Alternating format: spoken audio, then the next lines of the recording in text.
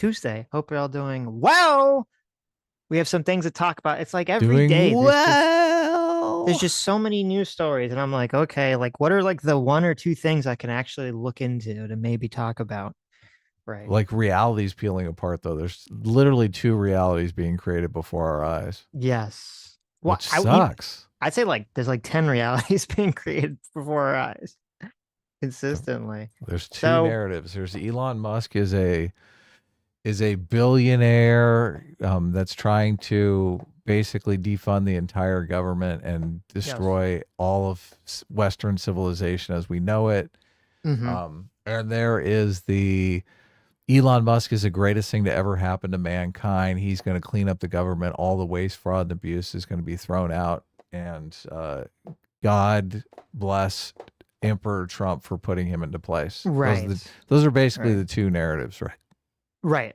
Now, because I'm such a big brain fence sitter, my Hmm. my assumption, my inclination is that the truth is going to be some mixture of both of those things. That there's going to Right. be some Yeah. truth to both of those claims. Well, the thing Um, that's annoying is the people mhm. who are like, "Oh, there's absolutely no fraud going on anywhere." I'm like, "Really? Like, Right. really? Like, Right. there's no fraud anywhere?" Well, it's one of those. It all boils down to who do you trust, essentially. So, like Yes. in the No one. theoretical, No one.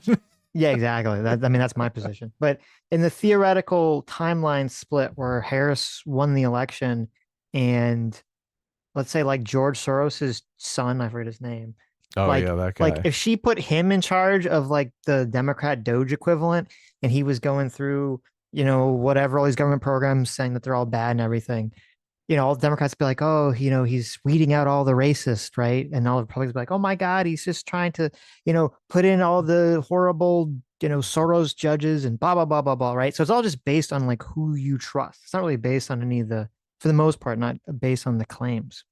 Well, So, there are the goals of Soros and the goals of Elon Musk. I mean, we talked about this before. I mean, they're vastly different. So obviously, people on the mhm. left are terrified of Elon Musk's goals. Well, Like they there's see the, him as like wanting to defund Social Security and Medicare. right. Well, there's Yeah. the issue is that there's like, everyone has their stated goals, right? So Elon's stated goal is he wants to get humans to Mars. And Right. George Soros say his goals is that he wants to like end racism. You're like, oh, those are both good things, right? I don't have a problem with these things, but then it's like, okay, well, what exactly does that entail? How do we get to that future? And that's where you Right. can get into the sticky situations. So I saw this tweet. This was what everyone was talking about the other day. Elon Musk tweeted out. He said the Doge team just discovered that FEMA sent $59 million last week to luxury hotels in New York City to house illegal migrants. Sending this money violated the law and is a gross insubordination to the president's executive order. That money is meant for American disaster relief and instead is being spent on high end hotels for illegals. A clawback demand will be made today to recoup those funds. Right. So I was curious about this because I was like, okay, let me try to find like a clear win for Elon. That was my thought process going into this. Was like, Right. because obviously I look at that and I say, that's seems fucked up. Horrifying. Right. Yeah. That seems Exactly. horrible. I don't want FEMA, this, to be giving disaster relief to house illegal migrants in luxury hotels. That's like Yeah. completely fucking crazy. That's like the You worst got thing ever. Venezuelan gangs eating caviar in Trump Yeah. Tower. Right. Yeah, exactly. How could Trump do this? So I was like, okay, let me look into this. Let me try to like forget the bottom of this. Right. And so I looked into to try to figure, I actually did figure out what's going on here. So, and actually there's a logic here, there's a sense here that I guess wasn't apparent to me, which is that what do you think? Well, we've talked about a lot on the show about how there's this big problem with the immigration system where, someone would come up to the border and they would say, hey, I'm requesting asylum. And the government says, okay, well, let's adjudicate your claims for asylum request. And there's so many people doing this that, it takes months and months and months to adjudicate this. And while that's going on, they're, who knows where they are in the country, right? Yeah, it overwhelms the system. They don't have enough judges or courts to keep up with it. Right. And so we kind of have a problem where you have the federal government either through incompetence or maliciousness, however you want to frame it, was like letting way too many people come in and make these asylum claims. But it's not really the federal government who ends up footing the bill at the end of the day, right? Because if you have a bunch of illegal immigrants or people requesting asylum, and they're kind of wandering around and, they're homeless or they don't have money or a job or whatever, they're not drawing funds away from the federal government. They're drawing funds away from local, state, and city governments, because it's the Yeah. local, city, and state governments that essentially have to feed these people, house these people, put these people in jail if they're committing crimes, do whatever it is that's required to essentially, have these people be in the community until they can get a job or a place to live, or until the federal government kicks them out of the country. Sounds like an emergency that needs to be managed. Right. So, well, I okay. can already see where this is You can going. see where this is going, right? And so basically what happened was starting in 2023, Congress said that it's funny because they say Congress acknowledges the burden that the states have to do in order to, put up with essentially a bunch of migrants claiming asylum as they're waiting for their cases to be adjudicated about whether they get to stay in the country or kicked out. Mhm. And so in order to be fair, because it's not the state's fault, obviously the states don't have control over, immigration policy. In order for the states to have some level of fairness, and for state taxpayers in each state and city to have fairness, if the states or the cities or even private charities, spend money to provide housing or food to people waiting for their migrant case to be resolved, if they spend money on that, they can request a grant, which just basically means money. They can request money from the federal government to pay for that. Like a refund. Essentially, it's a refund. That's a good way to say it. It's a refund. So the state taxpayers are footing the bill for these illegal immigrants, and then they're basically charging the federal government after the fact, because they're like, look, we spent all this money because you created this disaster here.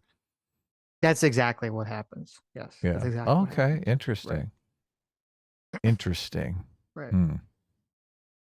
Well, now that they've cleaned up the border, they don't need the money. Well, I don't know, because actually, I don't know. There hasn't been a lot of conversation about what's got, like, there's still a lot of people waiting currently in the system. Right. To be adjudicated and everything. Oh my God. I don't know what's going on with that right now. I feel like there's a lot of self-deportation going on at the moment. Anyone sitting around waiting for a trial. Well, we'll see. Yeah. I mean, that would make sense. That would make sense to some extent.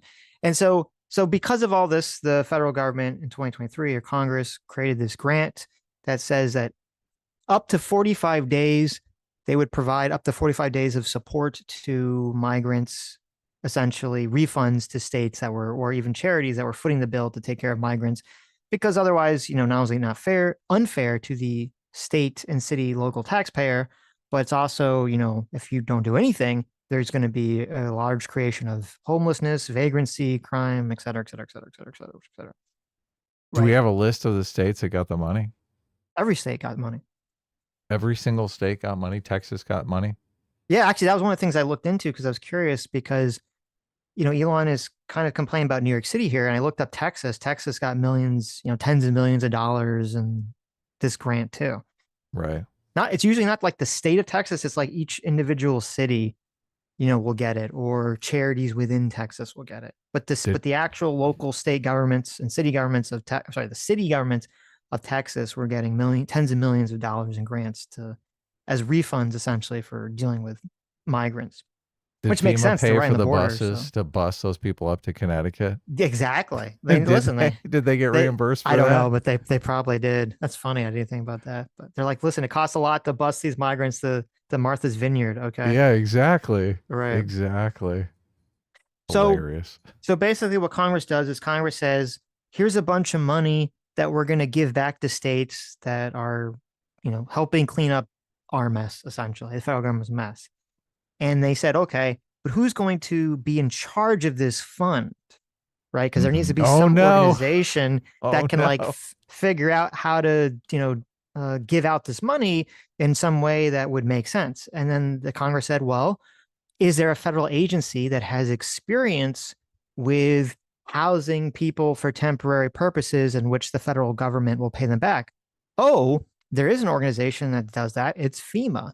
FEMA does that whenever there's some sort of natural disaster and people can be put up in hotels and other things and temporary lodgings on the federal government's dime, essentially.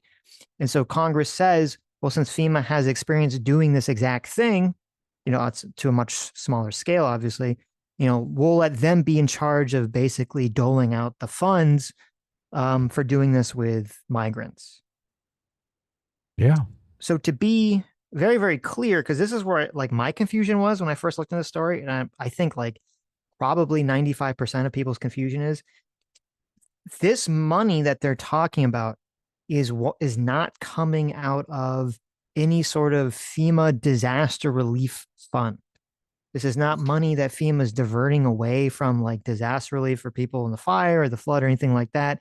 This is money that Congress actually took from Border Patrol, actually. Oh my God. That's so took from Border. insane. It's funny. Yeah, they took from Border Patrol and they basically told Border Patrol to give this money to FEMA so that FEMA could dole it out. Because before Border Patrol was kind of like in charge of doing this operation, though obviously over the last couple of years, it's because of Biden's sort of incompetency with the border, it has exploded. So they basically handed it off to FEMA to say, okay, FEMA, like you have a lot more experience dealing with this situation. So we're going to transfer that budget, that money from Border Patrol to FEMA, and they'll be in charge of, control, having the responsibilities of doling out that money. These grants, The optics of that is just so horrific, though.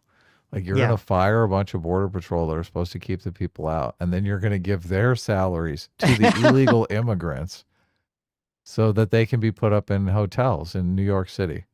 Well, to be fair, I don't know. I didn't see in the specifics. I don't know if anyone from Border Patrol is fired when they transfer this funds over or what. But well, if they cut their funding, of course they're gonna fire people, right? Like they have a set number of agents based on a budget. Well, yeah, but it seemed like what Congress was saying was that they were basically telling Border Patrol to divert the funding that they had for this purpose, now that it was no longer their job, to FEMA specifically. Right. So it's not like a border agent who was like patrolling Texas, would be fired. It's more like maybe there would be someone that worked at the Border Patrol that would be involved in sending money to states to house migrants, would either be transferred, maybe the employee would be transferred to FEMA, or maybe they'd be like, oh, as that job is now FEMA's responsibility. So Border Patrol has some responsibility to house these people once they make an asylum claim? That doesn't make any sense. Yes. Well, because Border Patrol has some responsibility to house people. That's why, remember the whole kids in cages thing back in the day? I do, yeah. Yeah. Border Patrol has some responsibility to house people to some extent of time. Obviously, the system becomes, because they don't want like people to just like disappear into the country. Right. And so, but then obviously as the numbers kept increasing, it became impossible and impractical for Border Patrol to kind of handle this. So they basically passed the buck off to the states to say, okay, you just kind of deal with all the people. And the states are like, what the fuck? How is it fair they're making us deal with it? And the federal government's like, okay, fine, we'll pay you back. We'll reimburse you for the cost, essentially. Wow, this is just a giant clusterfuck. Right. Yeah. Looks bad. Oh, no. Well, not only is it, like, it's annoying to me because you have a real problem here, which is obviously that there's this massive number of people that, have completely are abusing the asylum process coming into America. And, I've been saying this for months, the government needs an ability to just basically, I think, deny all asylum claims on the border. I don't think people should even be able to apply for asylum on the border unless their country is like, in the middle of a fucking bloody war or something. Like, it's got to be like a really crazy situation. I don't think people should be able to apply for financial asylum or complain about crime or drugs or, drug gangs or something and be able to come to this country and apply for asylum. I think you should have to do that in your country. You can go to the embassy or whatever. That's the way you're supposed to do it. Right. Yeah. So that's because most of these people that apply for asylum, I mean, they get turned down anyway. So it just becomes this completely overbearing thing on the process. But wow. Okay.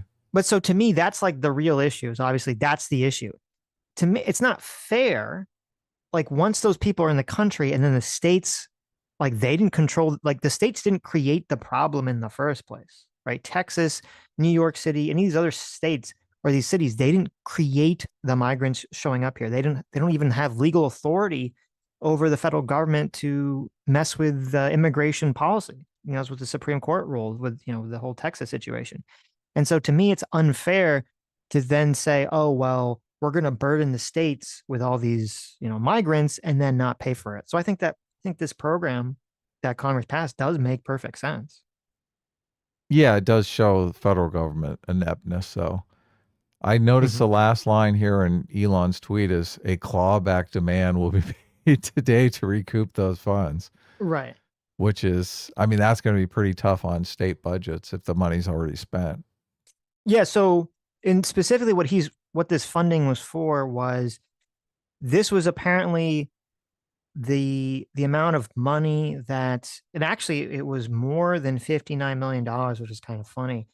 They had the mayor's office came out and said that actually it was $81 million in total that they were asking for, and it was reimbursement to pay for last year.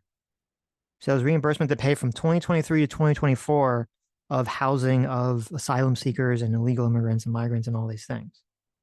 So this is And 2 years, the well, it's 1 59 year, million. 2023 to 2024. It was one Right. year's time. Okay. And now A if their fiscal numbers year, are, as they say. this is, yeah. And if their numbers are correct, well, because here's the thing, because Elon says that they spent the money on luxury hotels in New York cities. Now, obviously, if you have a city, like you could have this problem where a city is ripping off the federal government. They could be housing illegal immigrants in luxury hotels, or it's some kind of It's hotel like the that's Motel 6, but they're charging them luxury right. prices. Exactly. Right. So there's obviously, like, to me, that's what Doge should be doing. That's what Elon Musk's team should be doing. He should be looking through these claims and say, like, okay, are there cities that are like ripping us off? So are ripping off the federal government, the federal taxpayer off by like way over, or charities Yeah, even by way overcharging? Because I'm sure there is somewhere, right? Because of people always do course. shit Yeah. like that. They had Um, 6 migrants and they charged them for 100 rooms. exactly. Now, obviously, now my position would be like, you know, these people should be housed in like the Motel 6, right? They should be housed in the lowest, you know, not like a fucking dumpster, but they should be, you know, housed in like the, you know, a motel. They shouldn't be not housed in a luxury hotel, obviously. So if that's the case, but here's what's weird about his tweet is like, if that's the case, then he should be going after New York City for trying to rip off the government instead of going after FEMA, right? It would Sure. be the city that would be doing the problem. But then the city's response, assuming their numbers are correct, and I don't know because Elon hasn't really talked about this, the city says that for the last year they received, or they were asking for $81 million in total, and that they house 46,000 immigrants. And so if those numbers are correct and you do the math, that's only $1,760 a year per immigrant, which is actually not, that's actually pretty reasonable in my opinion. Hmm. So now, obviously, I we'd mean, all as want to far pay as luxury hotels go, right? $1,000 to stay in a a luxury year. hotel for a year. I know that's That's like cheap. that's that's very cheap. Yeah, that's like spending like a couple days in a There's got to luxury be hotel. like 20 people a room or something. Right, right.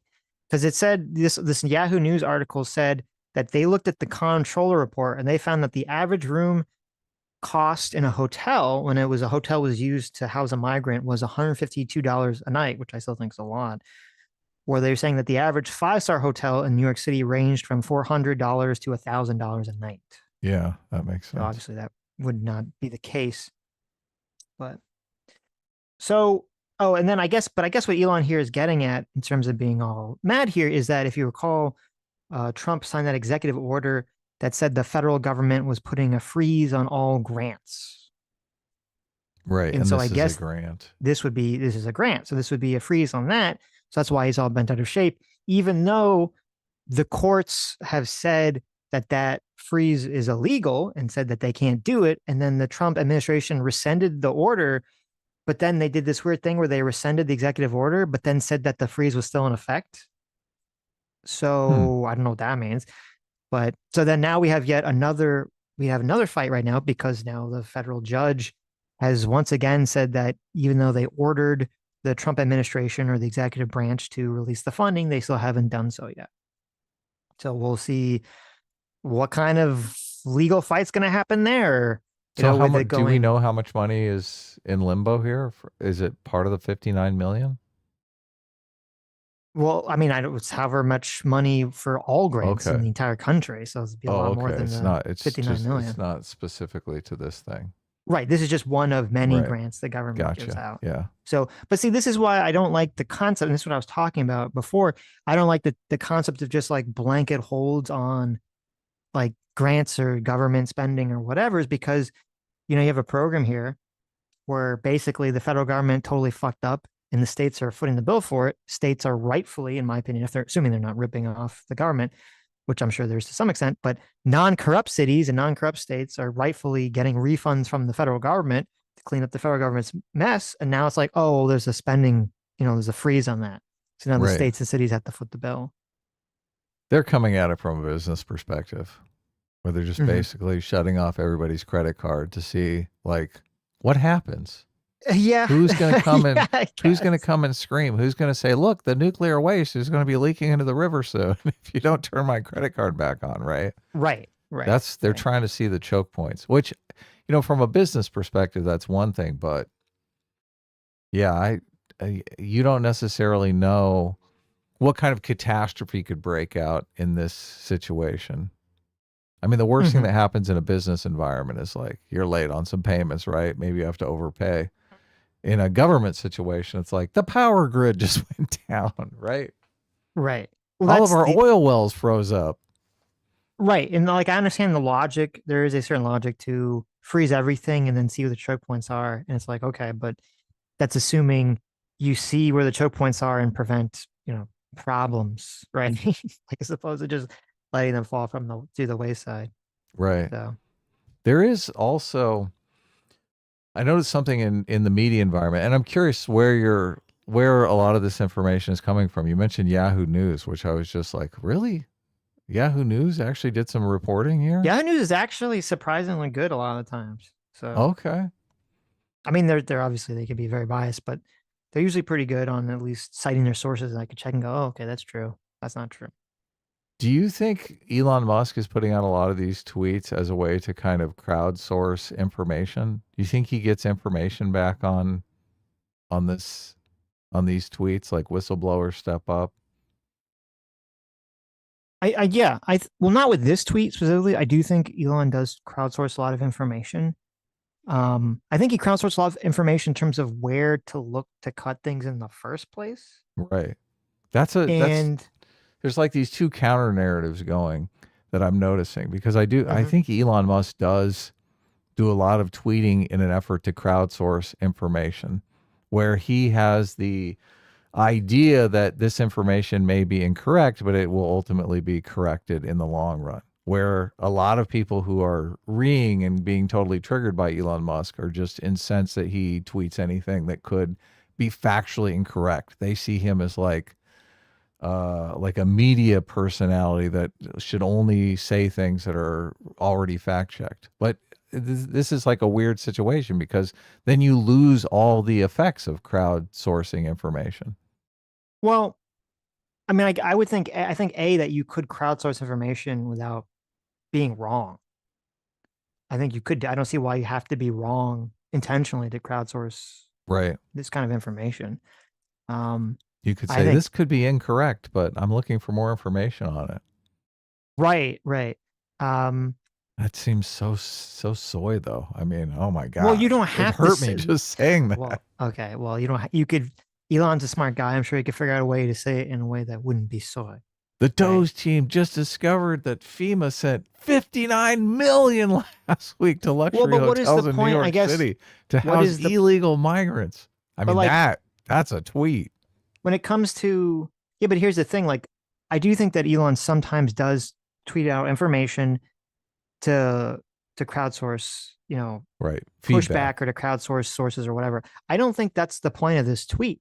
The point is, I think a lot of the other things that Elon tweets out, he does tweet out in an incendiary way in order to just, get the left angry and get the right on his side. I think that's the point of the tweet. I don't think this is anyone's crowdsourcing anything because he's going to try to claw back that money one way or the other. It's not like someone's going to say, Elon, let me explain to you why this program works the way it works. And he's either something going to go like, oh, well, that makes perfect sense. We're gonna, we're not gonna claw back that money. My bad. FEMA is totally justified in spending that money on illegal migrants because, and this is kind of the reason why I don't like the way it's framed.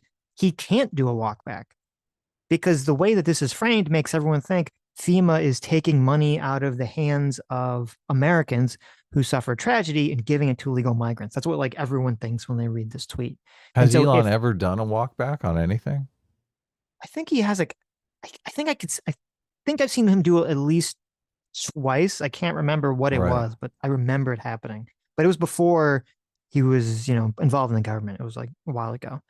So, but if you frame something that incendiary, which obviously if this is happening in that incendiary framing, that's totally batshit crazy. But if you frame it that incendiary, Elon literally can't come out tomorrow and say, "Oh, guys, I was totally wrong. It's totally justified what FEMA is doing here." People are just not going to accept that. Yeah. Well, the people who buy this narrative they're going to take it to the grave, obviously. Right, But right. if Elon just sees some 59 million payment to FEMA, like that's literally the only information he has, and this is like his first rough approximation of what's going on, Hmm. then everyone weighs in and they get to what is really going on, the situation that you laid out. Then that is definitely crowdsourcing information, even if Yeah, it's but the problem is then you're going to basically have the two movie situation where half the country is going to believe wrong information that's the because, cost. well, I I think, mean, that's the listen, cost. I think Elon could have did figured out what was going on with the payment without basically stirring up half the country into believing something that's not true. Right. Yeah. Because this came up months ago because there's always been these accusations about, if you remember like months and months ago, even before Trump won, that FEMA was paying, for illegal migrants to be housed instead of Oh um yeah. Yeah. and because like a lot of the articles I found that I was looking at were like old articles that were kind of explaining something like, oh, so he's just complaining about the same Interesting. thing, essentially. So Well, look, if Elon Musk came out and was like super sensitive about it, he's like, "Look, I found these payments that are being made. Now, let's not jump to conclusions, okay? We need to get to the bottom of this. We need to do a thorough accounting before we jump on anything." It would still break down.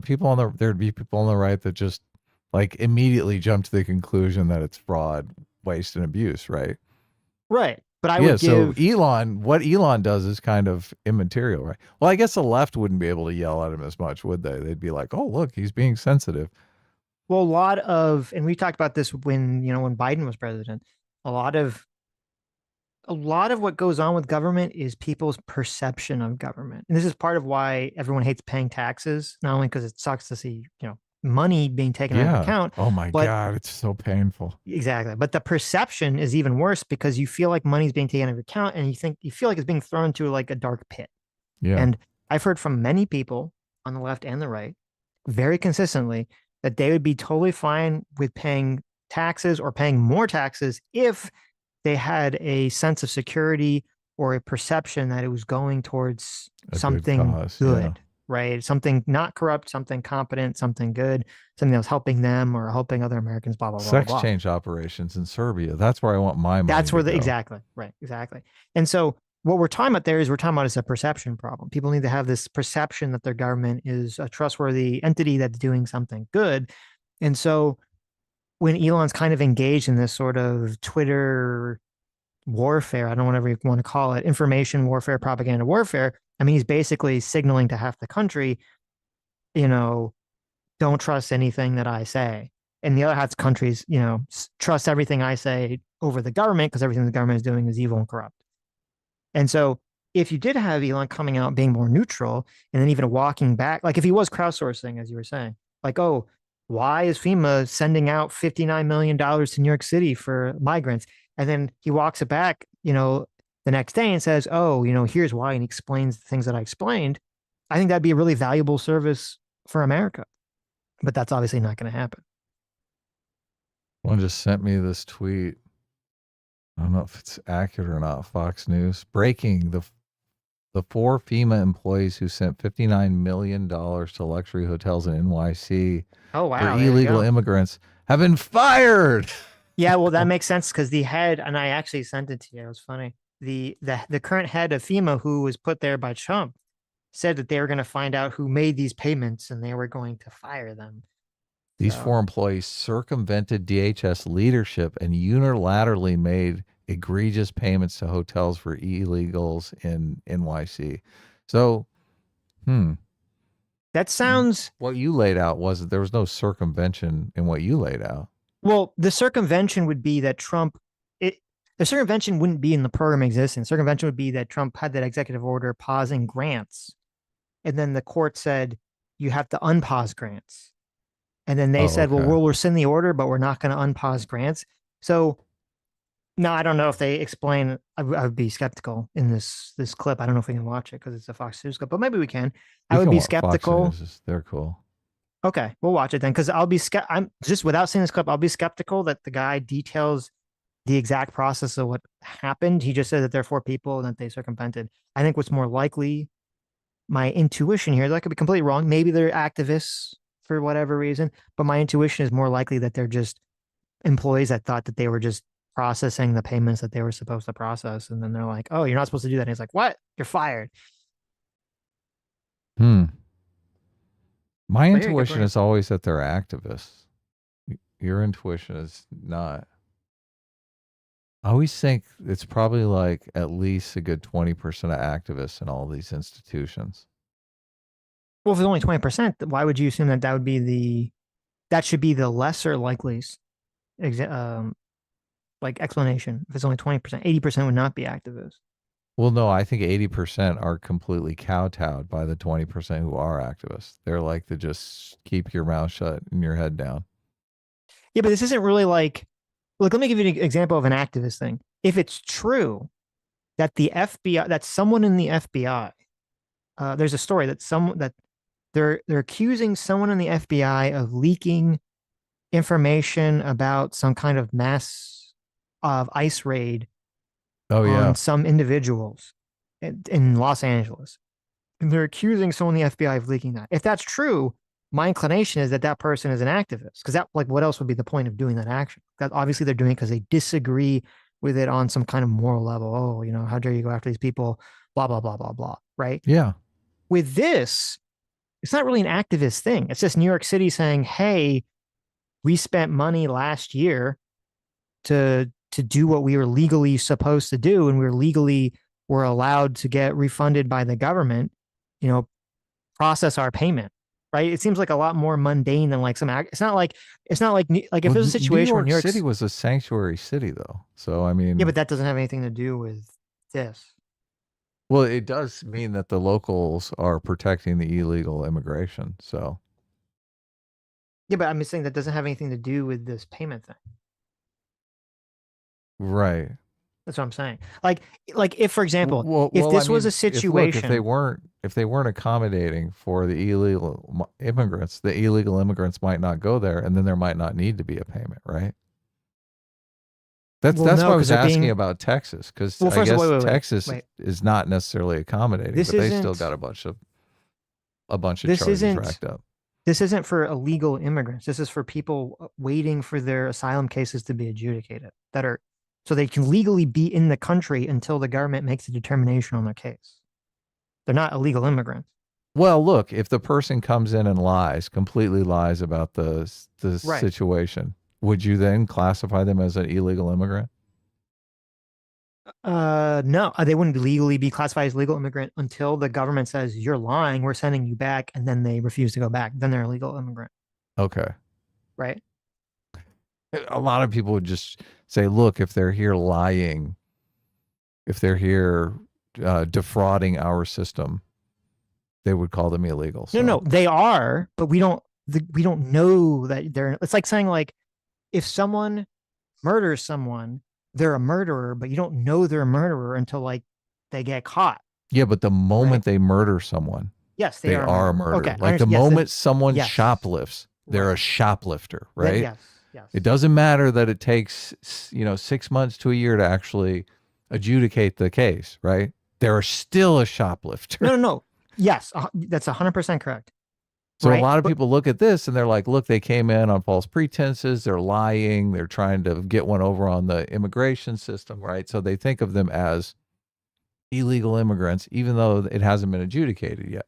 right, but that's like that is correct, Mm-hmm. but that's like I know. saying if someone murders someone and then they go to trial and they get a public defender because it's their legal right to get a public defender and for the court system to adjudicate whether they murder someone, that's like going to the public defender saying, how dare you defend a murderer? And it's like, well, we don't have crystal ball. We don't have perfect knowledge. We can't see the future. We can't read people's minds. We don't know if they actually murdered someone. That's why we have this system to figure it out. There is a truth claim here, though. And that truth claim exists, whether or not we know it exists or not. That's the thing. Right. So No, I look, agree with that part.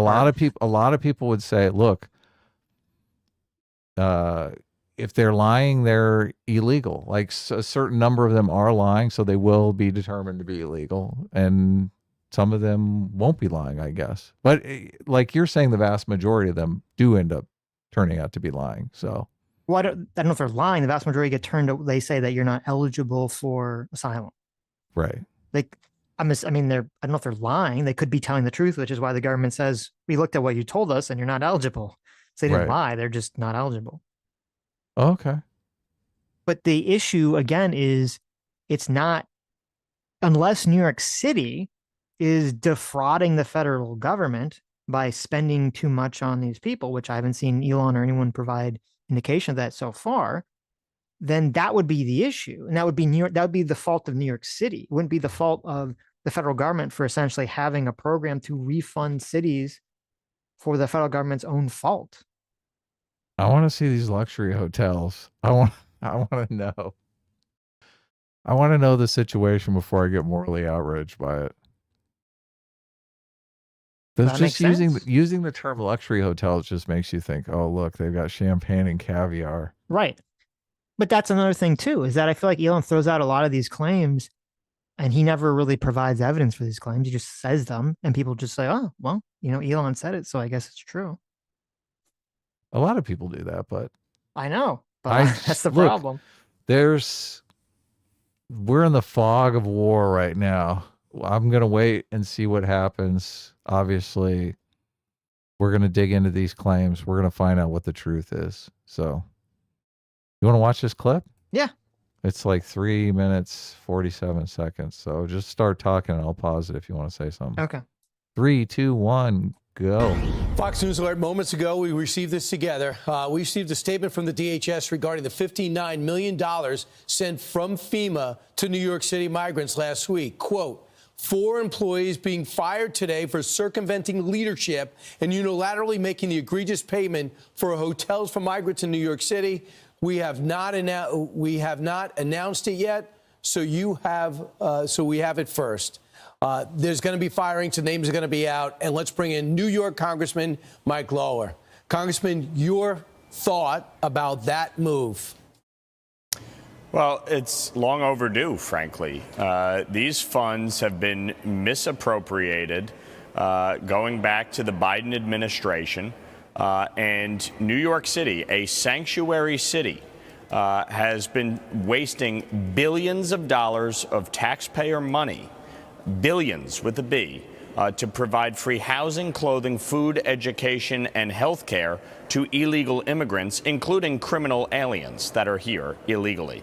And so, I applaud, frankly, DHS for taking action to stop these payments under President Trump's leadership, because we have incentivized cities like New York and states like New York, a sanctuary state, to allow this to continue, and it has to stop. Look, it costs New York, and it's a little selfish of us, billions of dollars because the water was wide open for 4 years. And the mayor that spoke up got exiled in the Democratic Party. Ironically, he's about to be, I guess, in a way, pardoned or so this is going to be interesting because, there's the whole thing about how all politics is local. And then it's like, well, no, now all politics are national. This is like the perfect example of this because you have a guy who's the literal representative of New York. Okay. maybe I don't know if he's of New York City, but of New York. And he's advocating for his own state or a city's own state to lose money. Yeah. Which is kind of fascinating to me. That's what's being advocated for. The topic of does it incentivize sanctuary cities? I do think that's I think that is a fair critique. I think it's one of those like really bad unintentional consequences of trying to do something that makes sense. The federal government basically fucks up. States have the burden of costs now, but then you create a situation if they're trying to basically make up for that by refunding cities. Does that create incentive for some cities to maybe house, as many people as possible, and then try to get big federal government payouts that exceed whatever it costs them to do? On one hand, you could say, okay, during the off season, right. So that I think that's definitely something to look out for. That's definitely a big concern to look out for.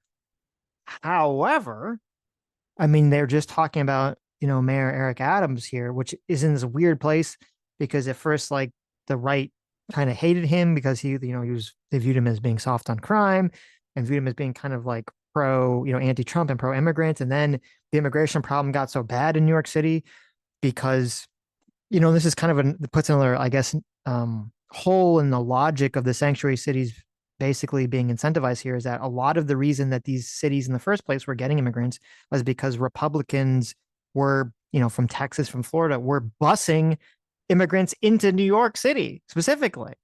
Well, they were a sanctuary city, so right. But if they say give us your immigrants, right. But that's what I'm saying. He's saying like, oh, they're going to list themselves as sanctuary city in order to attract migrants, in order to get federal grants to themselves. But that's not really what appears to have happened. What happened was they kind of said that they were a sanctuary city for virtue signal political points. reason. Yeah, right. Exactly. And they were kind of, I don't know about New York City, but a lot of these cities were probably NIMBY-esque positions where they weren't on the border, right? They didn't have to deal with this amount of illegal immigration. And then Texas and Florida said, oh, it's very easy for you to be performatively a sanctuary city, to be performatively against border control. Let's ship a bunch of immigrants to you. And that's exactly what happened. Yeah.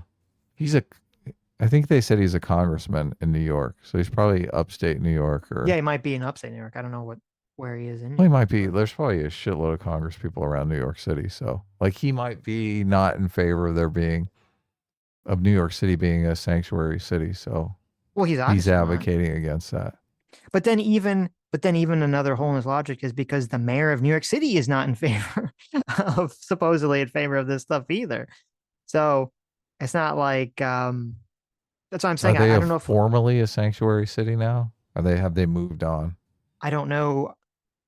I don't know who adjudicates whether they're a sanctuary city or not.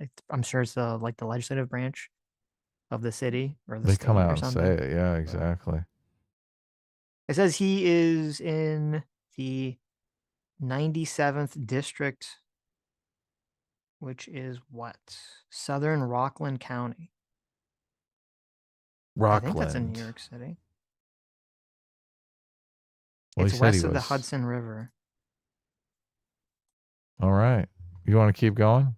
See Yeah. what they say? I Yeah, mean, they're just spewing out the talking points at this point. Right. Protected by this president who sees a lot of the targeting of Mayor Eric Adams as the same thing that happened to him. No question. Eric Adams spoke out against what the Biden administration was doing. He said that the migrant crisis was, quote unquote, destroying New York City. Kathy Hochul authorized billions of dollars of state taxpayer money to pay for all these expenditures. Meanwhile, she's fleecing hardworking New Yorkers $2,500 just for the privilege of driving to work. It really just speaks volumes to how inept, incompetent, and corrupt New York has become under feckless leadership. I don't know how you can't see this such from like a politician's perspective. You see all of those people waiting in line, and you just think, those are my future voters right there. That's my fucking winning coalition. Yeah, you see all these people in line that everyone in the fucking city hates that have no voting rights and don't even have like the same They legal will rights have as voting citizens. rights. Right. Look, if And they you're become like, citizens, they will have voting rights. right. So. And you're like, You're like, okay, I'm going to take the heat of having everyone who can vote hate me just so that some of these people who maybe will be able to vote in the future will vote for me. Maybe. It doesn't seem like a my winning God. coalition. It doesn't seem like a winning strategy to me, but you know. Right. We gotta get some lax voter ID laws here. We can There get you these go. people voting. We get some people knocking on doors. We get some, what do they call it? Vote when they round up votes from people? Harvesting? Vote harvesting. That's it. We get some lax voter ID laws. We get some gerrymandering. We get some Well, I know voter harvesting. I do know because I saw a story about this in New York. There's some court case or there's something where someone is trying to make an argument to allow non-citizens to vote in New York City's elections. Mm-hmm. So, I mean, maybe they look at them and they just think, cheap labor for all my donors. Maybe that's well, what the they're mayor. I thinking. mean, obviously, the mayor. This is the mayor of the city's not happy with this, Right.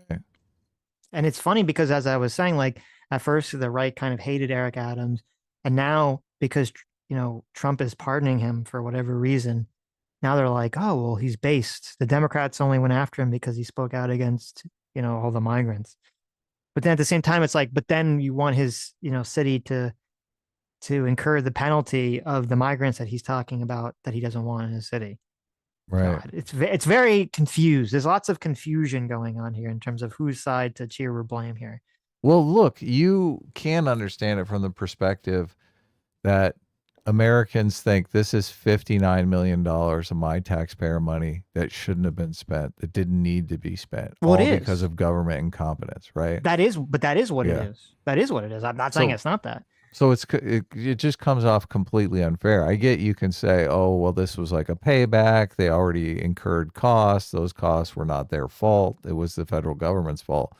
But it still just doesn't ring right with people. So it doesn't matter at what point. You're correct, but this is like the problem it is with people not even understanding what's going on here. Someone is correct to say, okay, this is $59 million of my taxpayer money that should not have had to go for this cost. That's completely correct. I agree with that. I 100% agree with that. I'm the guy who's been saying, get rid of the ability to apply for asylum on the border. I've been saying this for almost a year now. And so, but what I'm saying here is that this isn't New York City's fault. This isn't any of the city's fault for doing it. It's the federal government's fault. And until Trump is able to get all these people kicked out or change the asylum rules or whatever, you have to bear the cost of them until you can get rid of them. That's just like the reality of the situation. Why don't you let the New York City and New York State taxpayers bear the cost? They're the ones that are the sanctuary city. Because them being a sanctuary city doesn't have anything to do with it.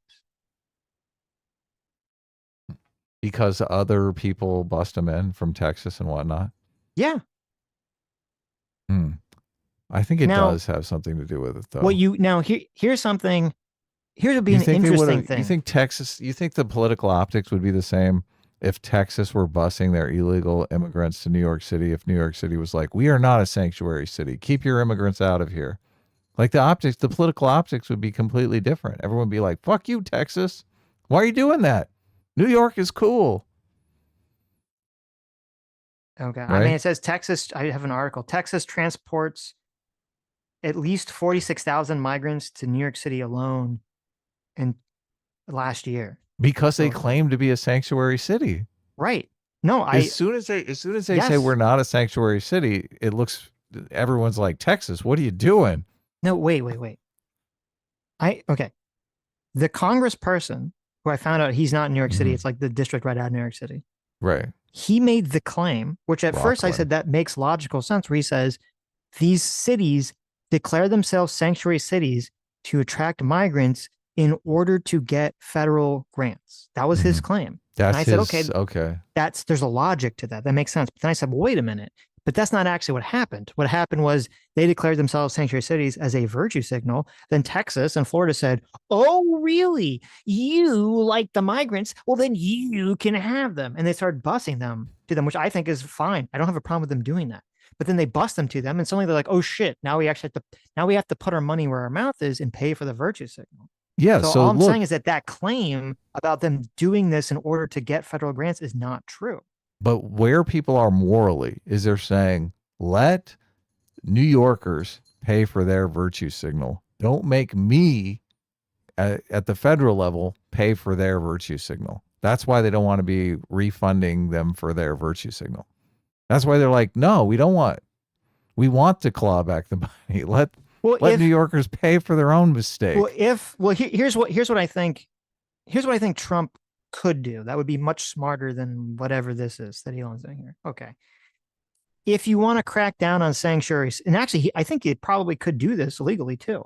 If they want to crack down on sanctuary cities, which I think they should, I don't think sanctuary cities should even exist. Oh, tell Gavin, tell Newsom. Right. I don't even understand the legality of sanctuary cities at all. I don't know if it's ever been adjudicated in the Supreme Court. They should be illegal. I have no clue how they're not illegal, but whatever. If what Trump should do, and this is part of why with suspending all these grants is stupid. It's kind of like suspending all the soft power to foreign countries. Because if you get rid of all of it, then you can't really get people to do what you want. What you should instead do is you say, well, we're going to suspend it unless you do X, Y, Z. We're going to add additional requirements to this soft power. And so these federal grants are a form of soft power that the federal government exerts over states. And so this would be the perfect opportunity if they had thought about this a little bit more. Maybe they'll come back to it. Maybe once they reinstate this, they'll come back to it. But Trump should say, listen, we're totally fine, reimbursing cities that are having to put up with, migrants and burden that cost. But one of the requirements is that you can't be a sanctuary city. Yeah, right? That's good. Put some That pressure should on be them. the move there. That would be like the big 10D chess move to really stick it to these states. There's another part of the politics here that's interesting because obviously New York City, I mean, that's Trump's hometown, right? Right. He's trying to ingratiate himself with Eric Adams. He's probably got a long, long list of enemies in New York City, right? You think that's why he's pardoning him? Oh yeah, totally. Right. Yeah. He's getting ready to do some damage in New York City. They're the ones that had all these cases coming after him and stuff like that. Right. Yeah. He's got to clean that city up before he can step out of office. That would be interesting if, I guess the question is Eric Adams going to continue to be mayor of New York long enough for him to pay off that favor to Trump? Yeah, exactly. Who can Eric Adams fire people, like certain prosecutors and people who've been terribly out of line with their prosecutorial discretion? I mean, he could definitely Eric Adams do something about that. I don't know if he can directly fire them, but he can definitely exert pressure over them. Right. Oh man, things are heating up. All right, so until further notice, I'm saying let New York pay for their own virtue signal. We got enough problems here in California. Okay, well then, I mean, I'm all for clawing. Too, I'm all for clawing back the money. Right. Especially since we in California need some FEMA money, man. We just had a whole fucking city burned down. Well, if they're not going to pay, I mean, first of all, if they're not going to pay New York, they're not going to fucking pay California. So I don't know What do you mean? Why not? New York's, I mean, it's fucking LA and California is like filled with sanctuary cities. Do you know what the E stands for in FEMA? What? This is a goddamn emergency, okay? We had a fire. I don't know if this ever went through, but I remember, a few weeks ago, Trump had said that they weren't going to release FEMA money to California unless they instituted voter ID laws. So. Oh, really? Is that where we're at? I don't know if whatever happened with that. Look, he did the pressure thing that you're talking about. He should tell them they can't be a sanctuary city too, and do voter ID law. There you go. I'm in favor of that. Okay. Be great. You want to finish this up, or you want to just finish off this clip? Okay, 3, 2, 1, go. Right. We have to stop this massive influx at the border, which is what President Trump is doing. But we have to stop incentivizing states and cities like New York by spending billions, and in this case from FEMA, $59 million to support their efforts to circumvent federal law. That's really what this boils down to. States like New York are circumventing federal law, allowing illegal immigrants to get benefits and access to taxpayer money. All right, so let's talk about something else that's just bizarre that's happening in New York. New York's top court set to consider non-citizen voting in New York City elections today. Get this. Non-citizens, you don't belong here. You're not registered. Blow off court appearance, doesn't matter. That would add 800,000 non-citizen voters. Why is this even a discussion? Okay, I gotta pause it because I fucking nailed it. Of course they're looking at those log lines and they're thinking, voters. Those voters can keep me in city council. Yeah, did you not hear me? I said that like 10 minutes ago. You said they couldn't vote. No, I guess you weren't listening. I said 10 minutes ago, I said they couldn't vote, but to your point, there is a case being adjudicated right now in New York where they're talking about you brought this case up. Giving non-citizens the right to vote. Gotcha. And I think it's for the mayor. No, obviously totally a batshit crazy case. They're like the local elections, they can vote. Right. Oh man. No, I don't even know what the fuck the legal arguments would be for that, but okay, let's see. 3, 2, 1, let's go. It shouldn't be. New York Republicans fought back against this effort several years ago. We were victorious in the lower court and the appellate division, and now it goes to the Court of Appeals. Unfortunately, I'm a little bit concerned because the New York Court of Appeals has been corrupted by Kathy Hochul and New York Democrats. This is why they tried to. Okay, it cut off. Okay. Well, he's concerned because he's not going to get any of those votes. He's like, all those fucking voters are going to vote for me. Holy shit. Well, he's not in New York City, so it wouldn't affect him anyway. But I found this article from Fox News about it, and they said that last year, because I guess I keep bringing this up, so maybe this might be something they just continually bring up. It says last year on something that was about the same case, the appellate court sided with Republicans on the issue in a 3-1 ruling. The panel of judges found irrefutable inference applies that non-citizens were intended to be excluded from those entitled to vote. So Fox News is seeming to say that they don't think that this is going to pass anyway. Right. God, I can't. Voters are going to vote for that? Yeah, let me dilute my vote with all these illegal immigrants. Right. Like it's bad enough they're taking the resources away from them. You going to let them vote? Of course. Holy shit. Furious residents expressed their anger Monday after learning they were powerless to stop a massive 2,200 male-only migrant shelter from opening in their neighborhood, raising concerns that the new facility will make the community less safe, especially for women. Right. Look at that. Oh my God. That's not a virtue signal anymore. They're like, hey, it was just supposed to be a signal. What's going on here? Yeah, it is kind of surprising that they haven't gone back on the sanctuary city thing by now. Right. So they're too invested in it. Because I would think if it was the mayor, if it was just the mayor's power, I would assume he would revoke that now. New York City sanctuary. When did that happen? Yeah. Yeah, especially if he's on his way out, right? If he's about to get taken out. I don't know if there's an election coming up or what. It's difficult for me to keep track of New York City politics since it's half a world away from me. Mm-hmm. It's not in my mind. It's not top of mind. There's a election this November. Right. For the mayor of New York. Oh yeah, and he's term limited out, I think. Is he? I thought he's only been one term. Oh, maybe he's not. I don't remember. Oh no, it's DeSantis. It's term limited out on the governorship. Yes. DeSantis is talking about his wife taking over the family business. Yeah, no, he's running again. He's running again next time. Eric Adams is, not DeSantis. Eric Adams, yeah. Yeah. In Florida, there's a strict 2 terms for governor. You know, I would think that he would gain a lot of traction in New York City if he tried to close the whole sanctuary city thing. Seems like a big mistake to keep it open now. When New York City is like getting really fed up with this shit. Yeah. Be a good campaign move, right? Mm-hmm. You think it would be? Well, I don't know. Obviously, when you're running some big campaign, they have access to all sorts of internal polling and data and whatnot that we don't have access to. And it's actually kept quite secret. It's not publicized in the media because they don't want to give their competitors any sort of advantage by knowing their game plan. Mm-hmm. I mean, listen, I'm going off purely off vibes here, but I would be very skeptical if there's some internal polling that shows that New York City residents are actually like, oh yeah, we want like more illegal immigrants in our community. I'm very skeptical that that's going on in New York City, but I'm just based off vibes here, so I could be wrong.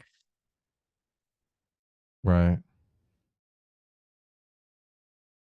I mean, there's got to be places in New York City that are emptying out of people because of the ICE raids and whatnot.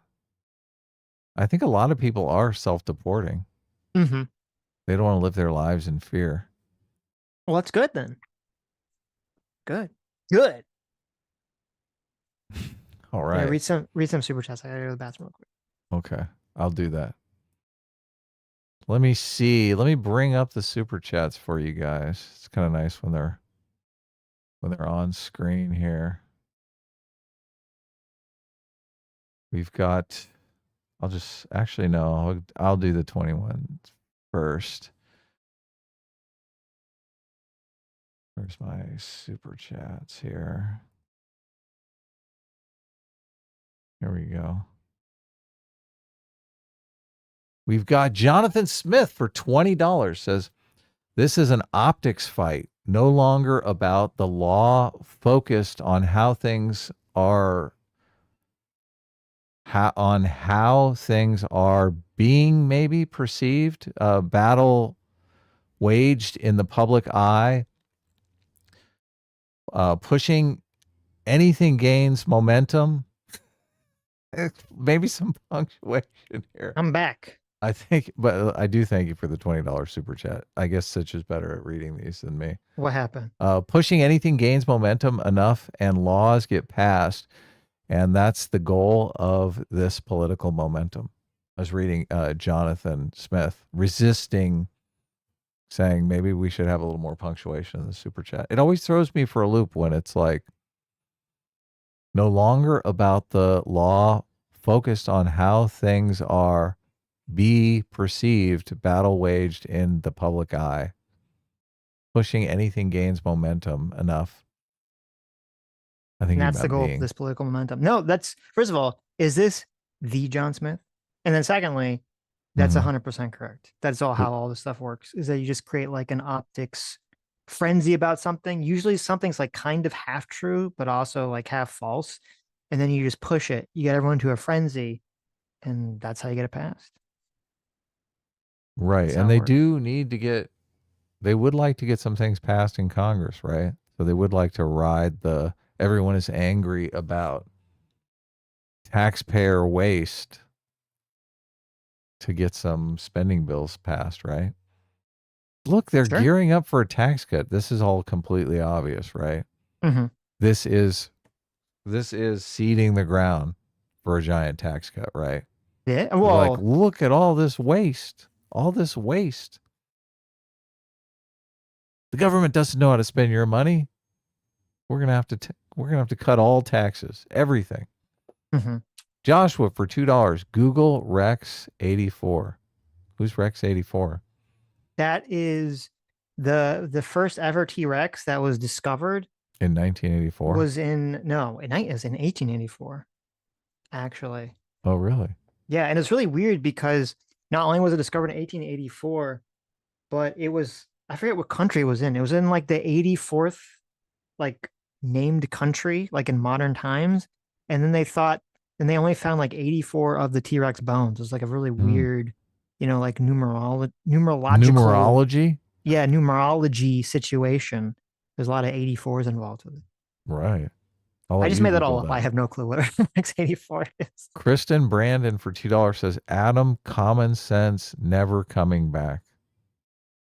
I don't know if that's Adam, common sense, never coming back. Like you're saying, Adam, common sense is never coming back, or Adam, Or they common mean sense. like yeah, like My they mean common your, sense or they just never mean coming general. back. That's a good Yeah. point. Grammar's Who important. knows? Okay.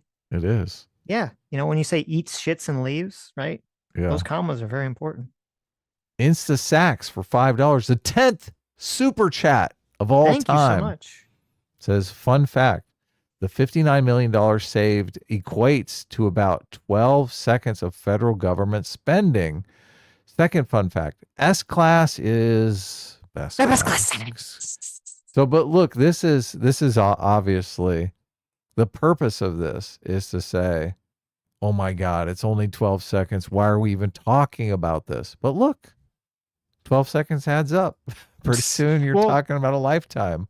I will listen. I'll be they talked about possibly doging going after the Pentagon. Pentagon. So, I know. you know, listen, and we're finally actually maybe striking at a big juicy target here. So I'll be curious to see what comes out of that. Sitch and I are on the record for being pro investigation. So where these investigations leads is, you know, could be monumental. So I'm pro investigation. I'm skeptical that investigating is happening here. I mean, they're looking under the hood, right? How are they not? It feels like they're just looking at the names of things and just cutting. It doesn't feel like there's a lot of investigating going on. Right. Yeah, I would like to know, like, is this from some sort of database? It's just like a payment? Mm-hmm. Like 59 million payment? Not sure. So well, that's what we'll talk about after this was the whole, you know, them going after the Consumer Financial Protection Bureau, which seems completely wrong direction to me. Yeah, me too. That seems like that is seeding the ground for crypto, because the Consumer Financial Protection Agency would be the ones that would go after crypto as an unregulated security. They're the ones that are going to step in with all these rug pulls and whatnot, right? Well, they would, like, the FDIC, I think, would go, and other, I forget, there's like other a million acronyms, would go after regulating crypto, but then the Consumer Financial Protection Bureau would go after the rug pulls specifically, like consumers getting screwed over by crypto.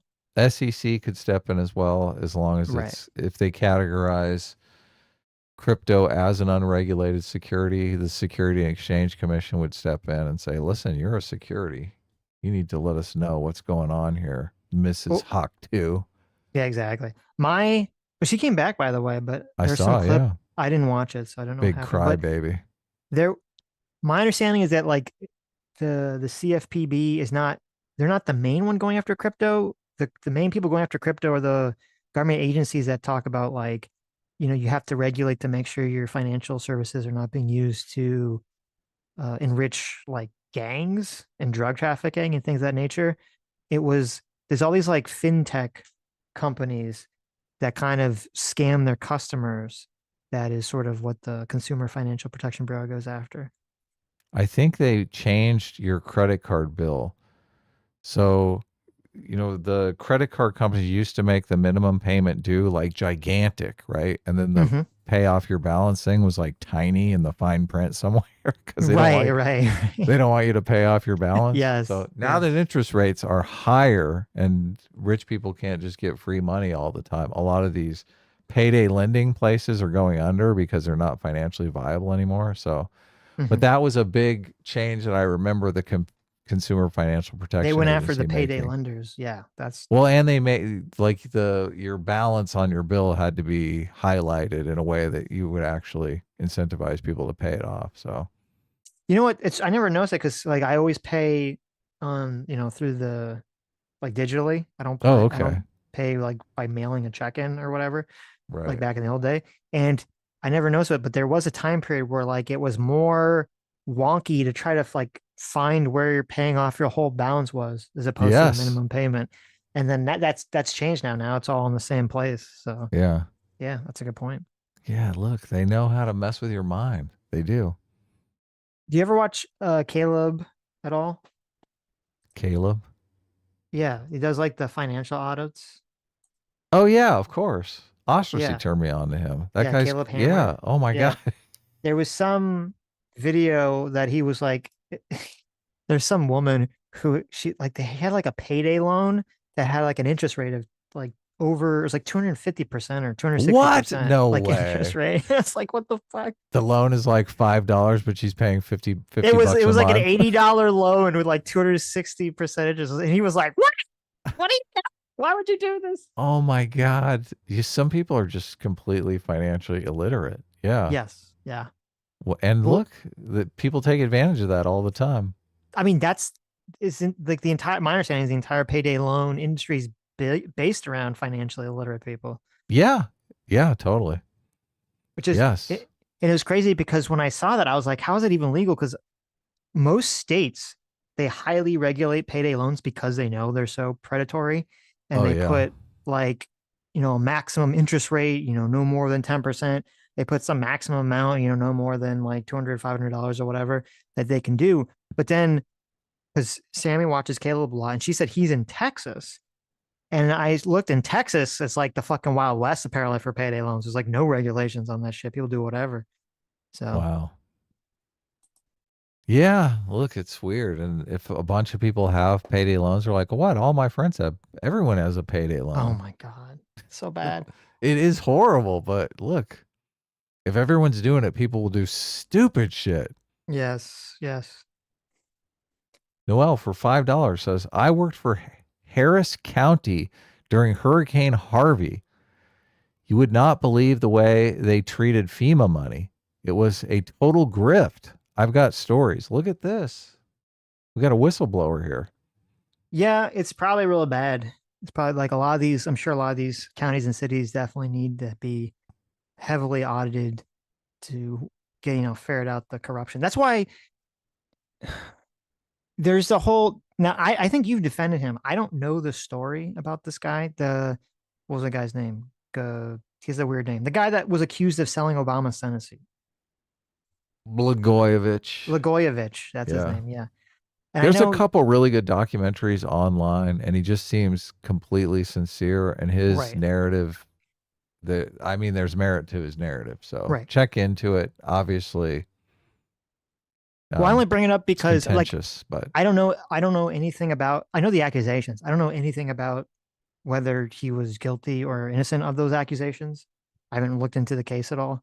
But I did see someone who was like some reporter who said that they were like reporting in the courtroom when the case was going on, and they were making the argument that they thought he was guilty, but that they thought that the length of time the sentencing was too long against him because it was something like 13 years for this thing. And I was like, I think that's bullshit. I think if you're a public servant and you're grifting money out of taxpayers or using your political office in a corrupt way, I think you should get extra time. Right. So yeah, I 100% disagree with that. Fiery Patriot, thanks so much for joining the Free Will Seekers. McGore for 24 months says, I share Adam's desire to be optimistic and hope the administration does something to improve things. Unfortunately, Sitch has rational arguments against it. About not being optimistic? I mean, I don't want to bring everyone down, but what do you, Sitch is optimistic. What are you talking about? I'm optimistic about things in general. About? I'm optimistic about things in general. I don't know how optimistic I am about Elon fixing things. Yeah. Yeah. I'm not sure. It's too early to tell, though. Instant Sacks for $5 says, correction, 59 million is about 4.5 minutes of government spending, not 12 seconds. Still pretty minuscule, though, in my opinion. Look. Oh, there you go. 4.5 minutes. 4 minutes. Shit. Okay. Micro Mega for 34 months. Thanks so much. Says, behold my awesome milestone. Behold. Yeah, look at that. 34 months. That's awesome. Filthy Casual for $7.69 says, if the state used the funding to put anyone in a luxury hotel, that they should not be given a grant. True. That's definitely completely true. Right. Yeah. And not only should they not be given a grant, but they should probably be arrested. Whoever signed off on that. Ryan Wool for $10 says, TikTok conspiracy theory guys. Apparently Canada is preparing troops for war. U.S. media is being silent to keep Americans in the dark. This is coming from leftist TikTokers whose sources trust me, bro. Really? That's fascinating. There the you conspiracy is on, huh? That's where exactly. Canada is going to invade us. Look at Trump. It's so funny because I swear like 2 years ago, this was a joke that Sitch and I constantly made on the show about taking over Canada becoming the 51st state. It's almost like every time I hear Trump say it, I just think, oh my God, Right. how prescient we were. Mm-hmm. It is. Look, we did it as kind of ribbing. It's just it's weird. I think that's the kind of thing you can float out there maybe once or twice, but to continue hammering at it, pretty soon it's like, oh, they're down already. Let them go. Let them go. Right. I don't. Is there polling? Like, how many Canadians want to become Americans? Probably not that many. Yeah, I'm not sure. Not that many. It seems like a lot of proud Canadians. So, and I don't think most Americans, they really want a bunch of stinky Canadians filtering up our voting process now. Right. Yeah. You don't want that. No one wants that. Terrible. I mean, we're not going to give them voting rights, though, right? Let's be honest. We'll make them like Puerto Rico. They don't get voting rights for like 50 years. Come on. Okay. We write that into the contract. There you go. You guys can be part of the country, but you won't be the 51st state. Just be the territory of Canada. They'll be the 51st state, but look. 50 years down the road. Yeah, I got you. Gilbert Ferreira for $5 says Sitch has institutional brain rot. He'll tie himself in the knots and look for every way possible to make excuses for this bullshit. Look at that. I know. That was an excellent reading for a of contentious super chat. But Gilbert's one of those people. There's a lot of these people who, it's really weird. They don't have the mental capacity. Oh my God. Okay, here it comes. Yeah, to hear speech, right? Because I'll say something, and then they'll take the exact opposite interpretation away. Because I didn't say it in like the angry way where I say, "Oh my God, Elon Musk is the savior of the world, and everything he's doing is so amazing." Because I say like, well, what he's saying here is wrong. And then we have this long conversation about it where we talk about how, we should get rid of asylum at the border, and that, Trump should be saying, hey, we're going to take funds away from sanctuary cities as a way to like, force sanctuary cities into doing what he wants. Yeah. And then somehow hold. Right. Yeah. And somehow Gilbert here interprets me saying Trump should take away their grants unless they drop sanctuary city status. He somehow interprets that as like, oh my God, he's got the institutional brain rot. Unless maybe by institutional brain rot, he means, because Trump is in charge of the government. So he's the institution now. I'm not sure. Well, maybe that's what he means. A lot of people do have a defund the entire government mentality. So it's hard. Right. I was wondering, because didn't Trump float the idea of capping credit card fees at 10%? Credit card interest at 10%. He did, yeah. Like, how would you enforce something like that? You'd need some sort of consumer protection agency, right? I'm like, come on, guy. You would need something like that. Why would you want to disband the thing that is going to enforce the policy that you're making? Yeah, exactly. Right. So, but it's whatever. Confusing, isn't it? Whatever. Maybe we need to burn it down and rebuild it in our own image. So there you go. Look, I did, obviously, I've been reading a bunch of books on a lot of Trump insiders just because I want to know if they're the like burn down the government type people. So I don't think Trump is really in that camp. And there might even be some growing contention between Elon and Trump over spending, because obviously Trump wants to do big things, right? Elon wants to do big things. He wants to go to fucking Mars. That can't be cheap, right? Elon's in that burn it all down camp and Trump is not in the burn it all down camp? I think Trump is not in the burn it all down camp because he wants to do.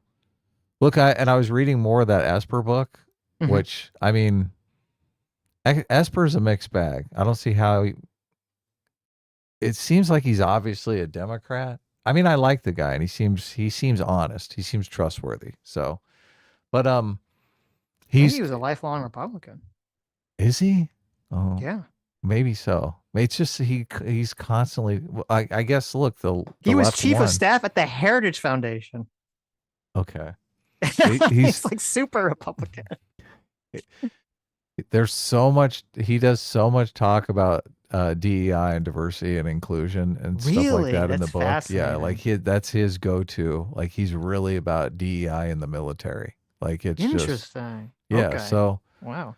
but look, Trump, he's talking in the book about how Trump wanted to put on some big 4th of July celebration where he wanted like 100 jets. Like normally they top out at like 20 or 30. Right? Mhm. He's like, I want 150 jets. Didn't he want like tanks like going down the Tanks, streets of Washington, yes. D.C. or something? Yes, he wants tanks on the lawn of the White House. Like he Right. wants everything. And I'm just going, Jesus Christ. Trump is not about saving money. Like Trump is not about let's save money here. He's like, Right, no, right. we need to spend money. And, Right. and look, even business people know it takes money to make money. You got to spend Mhm. money. So I do think there is kind of this, we want to spend our money more efficiently, so it's actually producing good things for the citizens, which I'm in favor of, right? Look, if Elon Musk can go into the Department of Education and spend half the amount of money and get twice as good outcomes, like we should be in favor of that, right? Sure. Obviously. I think most of the places we're falling down on so many metrics, and that just screams grift. Like if you're paying twice as much as everybody else and getting half the value, there's grifting going on. That's the course. only explanation. So Well, that's why that's like so much of it, as I said, is it's all based on like the trust of the individual, because I think everyone on both sides agrees that there's, probably large amounts of waste and grifting and corruption that's going on in government spending. yeah, Because people that do get government grants things, I'm sure a lot of them do view it as just like, oh, it's just the, unlimited piggy bank to draw from. of course. Essentially. Yeah, so if they want to make, I mean, they have goals that they want to accomplish, and I think they realize the government institutions are the way to accomplish them. So I don't think they are this libertarian type personalities that a lot of people on the left are making them out to be. Look, and it's so weird because a lot of people, they've cast Elon Musk as like a billionaire, but everything you read about Elon Musk, he's not in it for the money at all. He's totally not in it for the money. So this idea that he is doing all this so he can make more money, I just think is not accurate to the situation. I mean, he wants money to do things. Like it's expensive to go to Mars. It's expensive to restructure the entire American economic system. Right? Mm-hmm. That's a big project. It's going to be expensive. Yeah, I don't think a lot of people that are like at the upper echelons of wealth, like Elon Musk or Bill Gates or any of these other people, I don't think they're doing things because they're like, I want more money. They're doing things because they're like, oh, they have some like goal they want to accomplish. Yeah. And I think, but very often the issue is that they're like willing to basically do whatever it is to accomplish that goal. Yeah. So I think interplanetary species is what. Right. So I think Elon will do whatever it takes, to get to that, getting to Mars goal or being able to mine asteroids or whatever the fuck it is, goal. Would he kill a bunch of people standing in his way?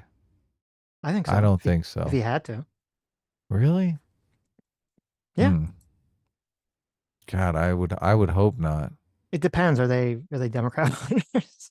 He seems like a giant tree hugger. Look, okay. he could have changed dramatically though. Mm-hmm. So obviously people change when they perceive how many enemies they're surrounded by. Yeah, Did you listen to that Sagar versus Crystal Ball on? I kind of like talk about this. Yeah. Yeah. Oh my God, Crystal's like so terrified of Elon Musk. Well, did you watch the video I sent you, or they had the guy on basically saying that everything Mark Andreessen said about the Consumer Financial Protection Bureau was just a lie and that Elon just slopped it all up? Yeah. Yeah. Which look, he's a big crypto guy. Right. Yeah. Right. They want a private money system. They want to compete. They want to compete with the treasuries and the US dollar. Mm-hmm. So insane. Megan, thanks so much for joining the Free Will Seekers. Ostracy for $5. Says Sitch, I think the argument is that sanctuary cities are virtue signaling, but spreading the cost to all states by getting federal dollars returned. Yeah, no, I understand that's the argument, but as I said, that's not really the case if the people, they're not attracting people to the city through some sort of normal process. Basically, the Republican governors are sending them there as like a fuck you. So just Sitch, just repeat after me real quick, okay? Okay. What? Fuck you, New York City. Yeah, but see, here's even the problem. Come on, it feels good. Here's even the problem. Elon didn't say anything about sanctuary cities in the conversation. No one, Trump didn't say anything about sanctuary cities in the conversation. Like, as I said, if he used this as a means to force them into getting rid of sanctuary cities, which I think is actually legal, I think they do have the ability to do that, then I would be 100% on board with that. That's not what he did. He just wasted this opportunity for nothing. It's just obvious, though. It's like it goes without saying. It's not Everybody's obvious. Like, why are my tax dollars going to New York City? Okay.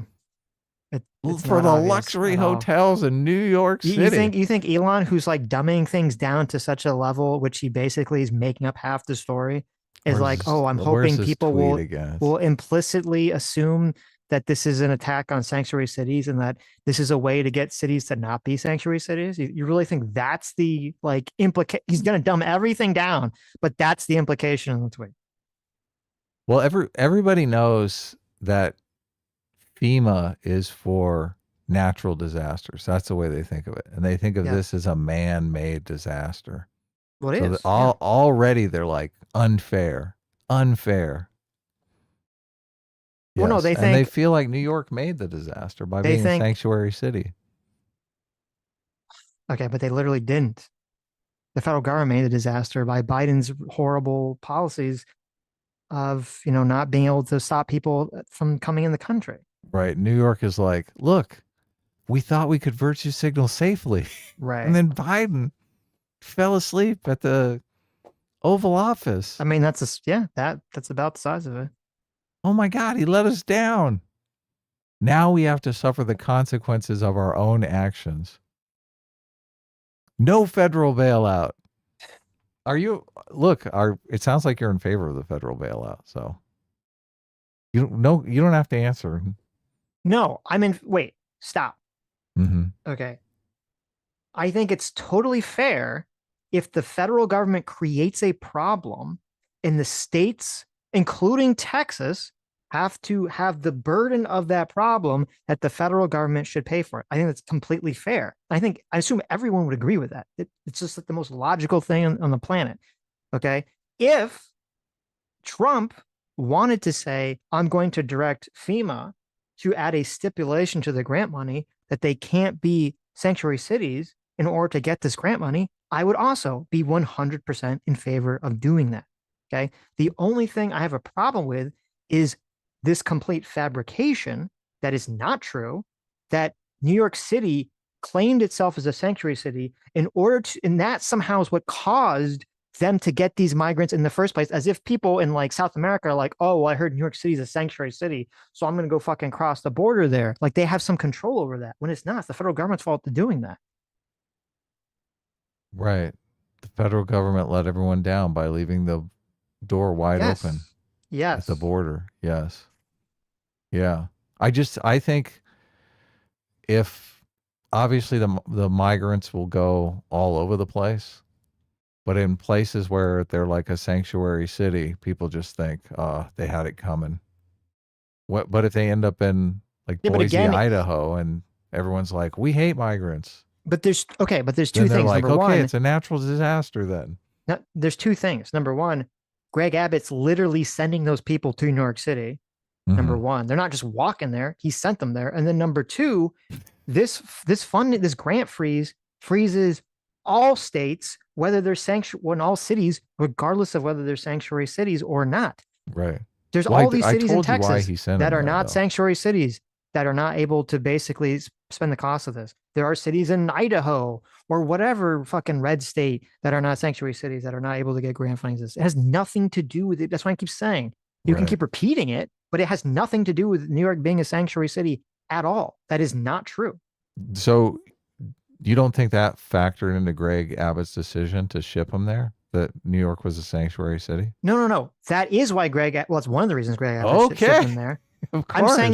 I'm saying that this funding freeze has nothing to do with whether a city is a sanctuary city or not. Right. Non-sanctuary cities are not able to recoup their losses, and it's not their fault. That's why I said for the 7 billionth time now, Right. if Trump wanted to create this stipulation about sanctuary cities, I think that would be a very intelligent, correct thing to do. Hell he didn't yeah. do that. He Elon should didn't do that. strong-arm 'em. No one has talked about doing this whatsoever in the government as of, maybe they will in the future, but as of yet that I've seen, that's not the conversation. And that's not even what I was talking about when I was discussing the story. I was talking about the fact claims that Elon was making and what was true and what was not true. Right. Trump should totally strong arm him. He should get him that one arm behind the back thing. Be like, listen, this sanctuary city thing, not working out for me. Not working out for the American taxpayer. What's the opposite of a sanctuary? Hellhole city. Meme spread for $5. I'm a big Sitch fan, but streams like this are why 18 reigns supreme. If you want to be a sanctuary city, then you should bear the cost flat out. Oh, okay. I'm just going to repeat myself again. El Caliso, thanks so much for joining the Freeable Seekers. CS Paffy for $10 says, it seems a fourth cover variant has appeared on Indiegogo, and this one is very interesting. Nice going, Adam. Now I have to give you guys even more money. How exploitative of you. What? You know you don't have to buy it. What are you talking about?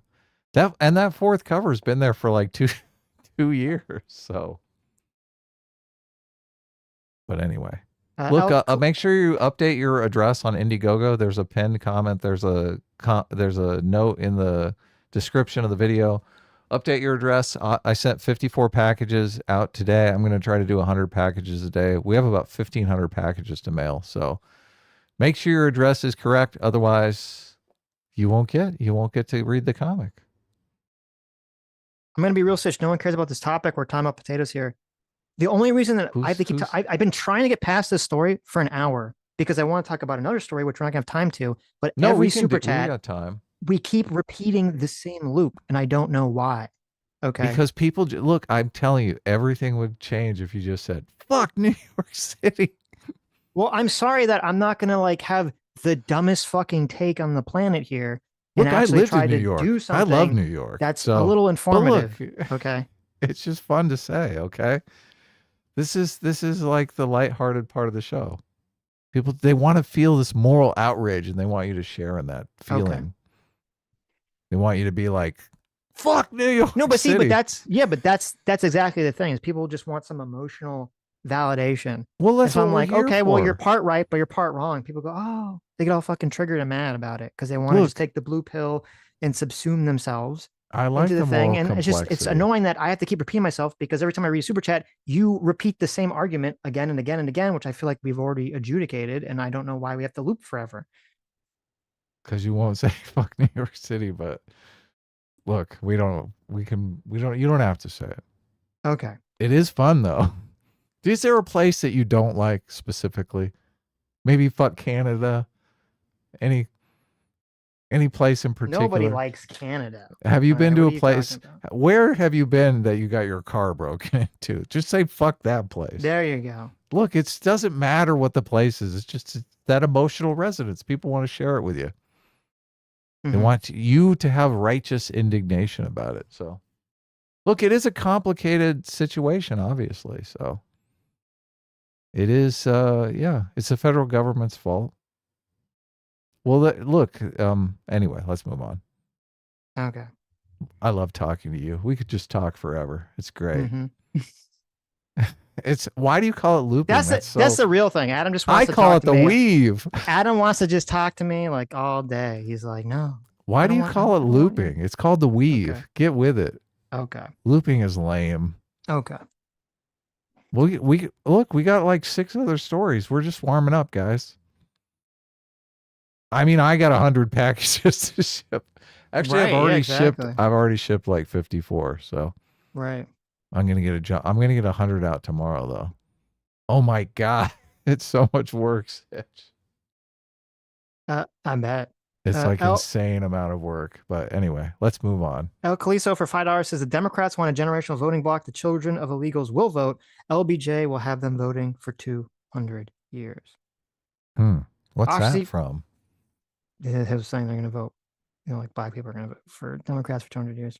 I thought, but LBJ said I'm going to lose the South. Oh, I guess, yeah. That was the trade-off, supposedly. Anyway. Yes. Obviously, for $500 says, to good faith Gary a bit, non-citizen voters don't mean illegals can vote. They could be legal immigrant voters. Well, that's true. That's a good point. But I would still say that I think it's insane that any citizen, non-citizen, whether they're there legally or illegally, should be able to vote in elections. That doesn't make any sense to me. So right, they're waiting for their trial. I'll just register. Well, no, but even if it's like someone who is on an H-1B visa or someone who's on any other visa who's like in the country legally, just because you're in the country legally, if you're not a citizen, I don't think you should be able to vote. It just doesn't make any sense to me. Right. Josh Anderson for $5. Oh. Should the government give money to sanctuary cities like New York City for hotels? If they won't help ICE, then fuck them. Yeah, I think that's totally fine. Fuck them. Exactly. Kristen Brandon for 2 hours says, I need to work on my grammar. That's okay. We all do. That's okay. Ryan Uhl for $5 says USAID paid Pizza Hut $150 million to modernize in 1997. The deep state took classic Pizza Hut from us all. My taxes shouldn't fund this nonsense. Wait a minute. Are you saying, Ryan, is that if it wasn't for the USAID, that we wouldn't have stuffed crust pizza? Are you telling me that USAID created stuffed crust pizza? God, I haven't eaten at Pizza Hut in forever. Yeah, I should try that. I think he might have been making that stuff up, but I don't know. The Mongolian leprechaun for $10. Surfer Man from San for $10 says, hey, Sitch, I have good news. I told random Yoko 2 about your channel and how entertaining it is. Hopefully this will lead to having her on the show. Okay. Well, thanks. Is that Yoko Ono? No. Have her reach out to me on Twitter. Okay. We'd love to have her on. Ashi for $5 says, what's with the Sitch hate today? I fight Sitch a lot, but his take seems pretty mild. I do not have the chat up, so I don't see any Sitch hate. Yes. It's just because I said Elon says something that's not true. And then there's like this weird, this, you know how we said like wokeness was a cult? Mm-hmm. Well, there's now like this weird Elon cult that just everything he says is just accepted as gospel. So even if you agree with fixing some problems, but you think he's going about it in the wrong way or says something that's not accurate, you know, you've offended the cult in some fashion. I trust Elon, I think, more than you do. Obviously, yes, there's like crystal ball level of distrust for Elon Musk, which I would put it like -10. Like if the scale is -10 to +10, Crystal's at a -10. Yes. But this, the Consumer Financial Protection Bureau, to me, is just a very good example of why I don't have a lot of trust for Elon. Right. That's such a weird thing for him to go after. I'm basing a lot of my trust on other stuff that I've read about him, and I just, in those situations, he seemed to have a good moral compass. You know, several third parties have written books about him. I find him interesting, so I've read those books. So I'm working off a lot of data points that really need to be, like, stuff needs to change radically for me to ignore all of that. It's like, look, I've built up a friendship with you over the years. Like, if you fuck something up, I'm going to stand by you. I'm not going to just say, oh my God, Sitch got one thing wrong. Holy shit, he's fucking a grifter or irredeemable. But I do feel like a lot of people are coming to Elon Musk not knowing anything about him and just coming in there with that perspective. So, but I think that's where our differences come for how the level of trust we have. I haven't read any of these books. I know you don't. I entered the situation and I don't have the background of, or really any background on, you know, Elon whatsoever, except that, you know, I liked him at first. I liked Tesla. I liked SpaceX. I like what he was doing there. When he first bought Twitter, I was happy about that. I was unhappy when because at first he said he was going to be neutral, and then he said, I'm not going to be neutral. And I was like, okay, I'm not happy about that. But I just get in the situation where it's like, okay, how many times do I have to see him say things that are just blatantly untrue, that are blatant, just throwing red meat to one side on Twitter, and be like, okay, well then I don't trust this person. I don't trust this person into what he's doing. If he keeps lying and saying these like insanely politically biased things on Twitter, why would I trust him in anything he's doing?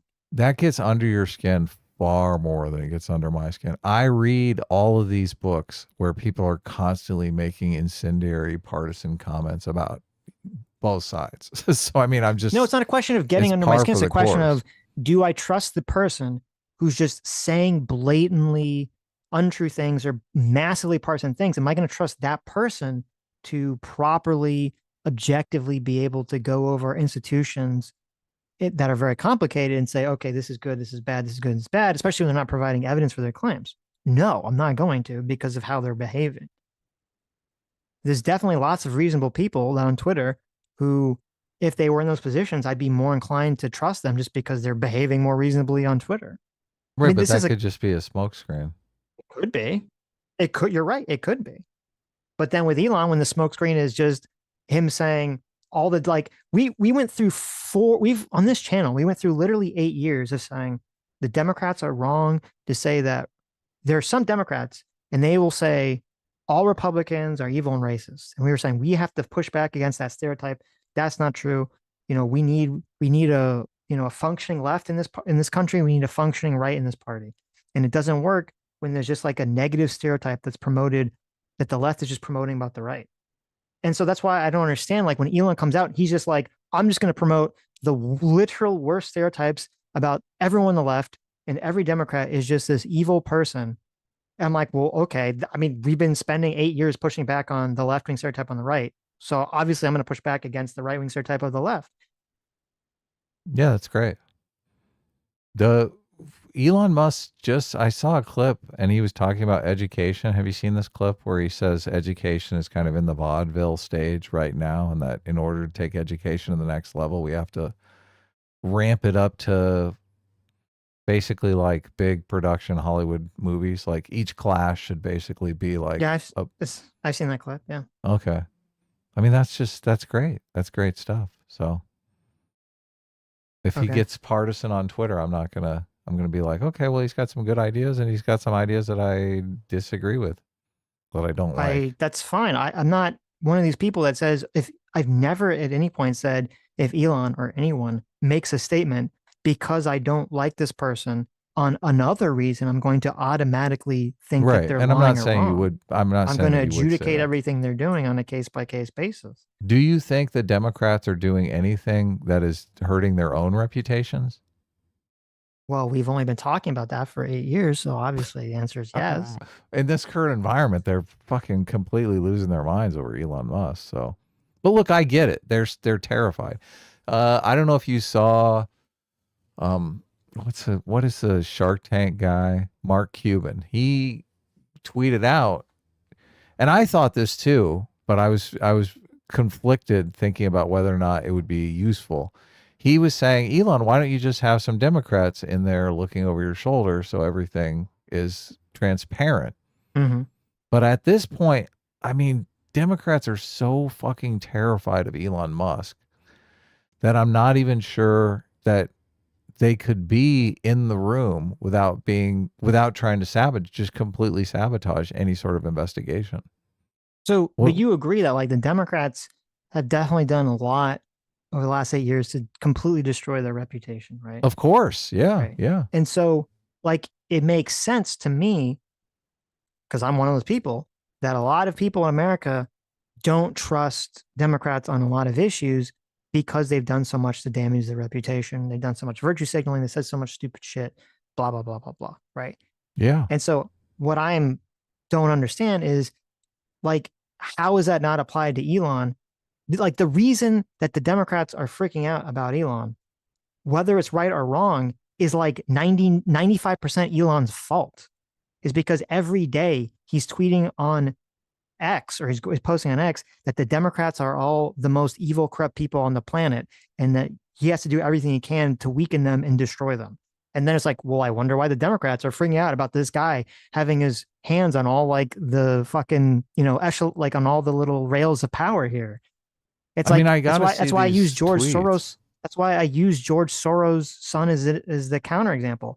If the Democrats won and they put George Soros' son in charge of doing all these things, everyone on the right would be losing their fucking mind, as they should. Well, you seem to be far more familiar with Elon's Twitter feed than I am. The difference, I would say, just optically, is people understand, like Elon Musk created a of automobile that they see constantly in public. He created the Cybertruck. Everyone sees these in public, right? They all see the SpaceX launches. They see the SpaceX launches coming back down. So putting his saying incendiary things on Twitter up against Democrats who are basically screaming and yelling and being incendiary. I mean, what counterbalance do the Democrats have that they've actually done for anybody? Everyone's like, nothing, absolutely nothing. The Democrats haven't done anything for anyone. So that's a big difference. So if you're talking about the I'm not making any argument about public perception about, yeah, some people are going to look at Elon more favorably because of his association with things that has nothing to do with politics. Right. Obviously, Exactly. I'm not talking about. I'm talking about how are the Democrats and people who do look at what he's saying on Twitter, do see him saying consistently that all the Democrats are evil people that want to breed out the white people and do all this other and are so horribly corrupt and are trying to destroy the country. Obviously, they're going to see it and go, oh, why would I trust this person with the ability to control the budget? Why would I trust this person in positions of power? Well, I only brought that listen. up. This is what I guess what I'm just saying is you can trust him. That's fine, but you cannot act surprised that people are going to freak out when that's what he's been saying. No, obviously the politicians are going to freak out, but I don't think the general public is freaking out. And I brought it up because you set the example of Elon Musk is saying these incendiary shit on Twitter, and when is it going to have reputational damage to him? And I was thinking, well, obviously his reputation's a lot more dominant than any of the Democrats because he has all of these wins under his belt, all these accomplishments that the Democrats don't necessarily have. So when the Democrats get insane, everyone's like, well, you haven't done shit for me, so fuck off, right? With Elon Musk, it's harder to say that, right? We'll see. I mean, I didn't look into it. I know a lot of the people on the left were doing victory laps, claiming that in some recent poll, Elon was polling significantly worse than Trump. His polling numbers are tanking. Yes. Well, then that would go counter to what you're saying then. I sent you a video that a bunch of boomers are like putting their money in their mattress now because they're so scared. Right. They're scared there's going to be a default on treasury bills or something. So right. Yes. So look, you may be right. The reputational damage may be coming. He may be sinking. So I'm not talking about reputation. I'm just saying in terms of how you should view the reaction to him. He's not doing himself any favors. He's creating a bunch of people to hate his guts. And then some people are saying like, why do they hate his guts? It's like, well, I don't know. You tell me. But someone keeps saying, I'm going to murder you. And then you put him in charge of, the government. And you're like, oh, why is everyone scared of this guy? Well, I don't know. Maybe because he's been saying I'm going to murder you for the last, 3 years. I'm going to judge on what he does. That's fair. That's fine. What he says. Like he could think that he could be a fucking Pizzagator for all I care. Like if he's going to make the government run more efficiently, I'm going to say, okay, so he's in this crazy Pizzagate shit. But yeah. And I think a lot of people have that kind of mindset where they're like, show me the money. No, right? No, that's not true. Mm. They only have that mindset if they already predisposed to agree with that person politically. Right. Really? Otherwise, you don't think assume the worst. You don't think people, I mean, just to take it out of the realm of politics, like I think people might go to a mechanic that's really, really fucking good. Even though he's a full-blown racist, you're like, well, he's a good fucking mechanic, right? It's just people care about substance. So I think that's what people are going to care about more than.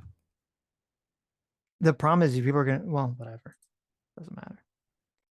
People are willing to overlook a lot when all of a sudden substance comes into play. Like for anything that is going to require some sort of technical skill, brain surgery, lawyering, whatever it is. going to Mars. Alex Right for Twitter says thoughts on JD's thoughts on JD's if a judge tried Sunday tweet. Yeah, so on Sunday, JD Vance tweeted out. This was in response to the judge who, was putting the spending freeze on. Said if a judge tried to tell a general how to conduct a military operation, that would be illegal. If a judge tried to command the attorney general on how to use her discretion as a prosecutor, that's also legal. Judges aren't allowed to control the executive's legitimate power. I mean, it's a stupid. I know a lot of people are like up in arms about it. I wasn't super up in arms about it. I just thought it was like a stupid, obviously pandering to Trump tweet. Obviously, JD Vance knows that judges have, the authority to look at laws and look at actions by presidents and other politicians and other elected officials and say whether what they're doing is constitutional or not. So, I mean, a lot of people were saying like, oh no, this is setting the stage for Trump to go against the judges. I don't know if they will. I'm skeptical that Trump would go against, the Supreme Court or something to that effect, but I guess we'll find out. I'm not so worried about it. It's a stupid tweet. JD Vance knows he's lying, but it's just what I expect to come of all politicians nowadays. Ryan Wolf for $5 says, Sitch, quote, I like waffles. Some chatters. Why do you hate pancakes? Yeah, I mean, that's the classic. I hate the classic thing. So I don't look at the chat much, but. Mike Assange for 30 months says for 30 months of discipline equals freedom. Thanks so much. Says Adam Sitch skipping Sunday show. Wow.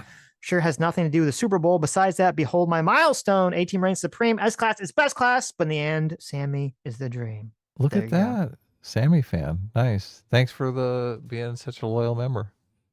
Yeah, I didn't. We only like loyalists on this channel. True. Okay. We only pick people. I don't know if you watched the Super Bowl. I didn't watch the Super Bowl. The Super Bowl? What's that? I don't care about the footballs. The Super Bowl was yesterday? Super Bowl was on Sunday. Yes. President Trump went to the Super Bowl and Taylor Swift got booed. And I can't stop thinking about Kendrick Lamar's pants. What the fuck? What was his pants? He wore these dumb bell-bottom jeans. You didn't see him? Sammy had it on the background, but That's what everyone's talking about.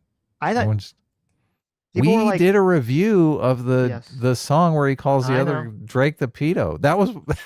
That was one of the great moments on the Sitch and Adam show. That was a very funny show. The only thing I noticed about Kendrick Lamar was that he was wearing the little minor music sign around his neck, which was pretty funny. But yes, I saw people on Twitter. I only half paid attention to the show, so I can't really comment on it.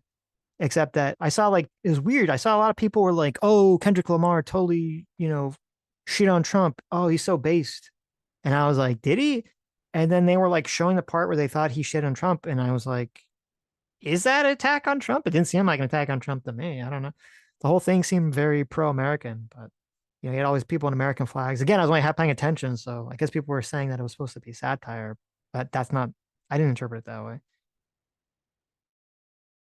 Yeah, I didn't. And also there was a picture of Kendrick Lamar doing thumbs up next to Trump from a few years ago. So really? I think people are kind of reading into it whatever they want if they're like a Kendrick Lamar fan and they don't like Trump. Right. Trying to be hopeful. Yeah.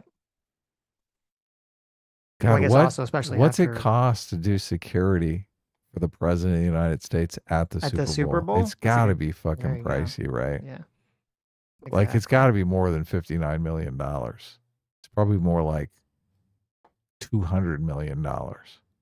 Just think all the play, you're looking out at the entire crowd. Do they have bulletproof glass up? They must have bulletproof glass up.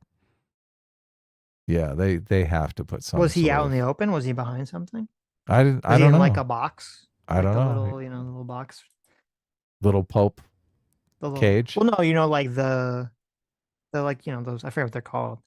No, yeah. The rich people sit in those little air conditioned boxes. Seats. Yeah. The box seats, yeah. That would make sense. Killer Tomato for 2 hours says, let's talk about pancake, Sitch, waffles. Okay, what? Really happened, look. Okay. We're staying on topic here. We're pros at this. There you go. Kristen. He played the diss track of the show and everyone yelled A minor part. That's pretty funny. Kristen Right. Brand for $2 says, when are you guys going to bring Kurtz on the show? Who's that? A I don't know. YouTuber. Brian for $2 says, super chat for Sitch. Quote, fuck New York City. There you go. Look at, oh my God. You said it, Sitch. There It was you beautiful. go. Thank you, Brian. AKA Batosai for $5 says, Sanctuary City won't put the effort into reporting illegals. They are ignoring the problem, but happy to take federal funding. Well, that's what I said. Put that stipulation in the grant. I think that would be a very good way to get rid of it. Why don't they just pay him per illegal turned over to the authorities? Put a bounty on. Come on. You Well, know, why is actually, this difficult? how that would be kind of hilarious. I don't know how would that be. What if they put out what if they had a federal grant program that was a bounty on illegals? Yeah, there you go. That's interesting. Oh, that would really get people riled up. Elon Musk could talk about that on Twitter. Oh my God. Could you imagine? I'm seeing all the left-wing pundits on that one. I would love it. It'd be great. Be Piers Morgan for days. There you go. Electro for $20 says, Sitch, you don't get it. Kingdom Hearts has taught me how to notice what bad game mechanics look like. For example, Kingdom Hearts Birth by Sleep. That game has awful gameplay and destroyed the little good story that Kingdom Hearts had. Wow. That's sad. Really? How do you feel about that, Sammy? Is that true? Did Birth by Sleep ruin the story of Kingdom Hearts? Sounds like it did. Fast and Bulbous for $5 says, Sitch only agrees with me 99.9999999% of the time. That means he has TDS, EDS, and me. I don't know what me DS meant. Oh, me DS. Yes. How dare you submit now?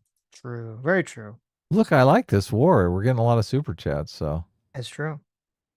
Come on, let's stand up for Sitch. Memes Prime for $2 says, no hate on Sitch. I have never cared for Elon. There you go. Look at that. Zero Fucks for 29 months says, did you guys watch Lindy Lee on Sean Ryan? She was dropping names about Biden. Also, Adam, did you see the SpaceX launch last night? I did not. Sad. Was it over Los Angeles? I've seen a couple of them, and it is crazy because it does this light show in the sky that's just weird. Everyone's like, oh no, we're being invaded by aliens or something. Wait, what happened? When SpaceX launches, they launch from somewhere here in Southern California. Mm-hmm. The rocket makes this like iridescent plume behind it that it's just such a weird display. Yeah. It doesn't look like a rocket. It doesn't look natural. It's weird. Yeah. Right. I saw there was that video. It was from a while ago, or for a few weeks ago, I think, where one of the boosters exploded from SpaceX, and it was like this crazy colors in the sky, and people were like, what the fuck's happening? That was pretty interesting. I think I saw Elon tweet about that. Yeah, he did. Zero Fox for 20 months says, did you guys watch Lindy Lee on Sean Ryan? She was dropping names about Biden. Also added, I read that one. Great. Yeah. I did not see the Lindy Lee thing, but I'll check it out. That sounds interesting. Yeah, I like her. She's a nice little turncoat. Libertarian Sasquatch for $2 says, feel bad for Democrats, space, man, mean, sad face. Yeah. There you go. Cameraman 502 for $2 says, $2 for you to move on from Elon. Well, there you go. Okay, well, it's unfortunate because I feel like there's going to be a lot of Elon conversation in the coming future because he's so hot in the news in terms of all the things that are going on with our government constantly. Do you think any good is going to come out of this? Yeah, I think their good will come out of this because I think there's lots of waste and fraud and abuse. And I mean, if you have a big scalpel, you're gonna get some things, right? You got some things that should be cut. Yeah. So. But we don't want the patient to die. Well, that is that's the problem.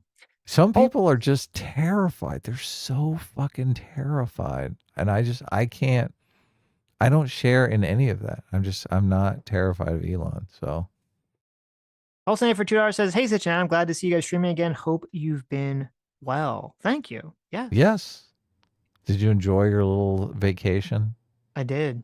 Did we talk about any of the goings-ons? I know you tweeted about it. So I went to Disney World with Sammy. yeah.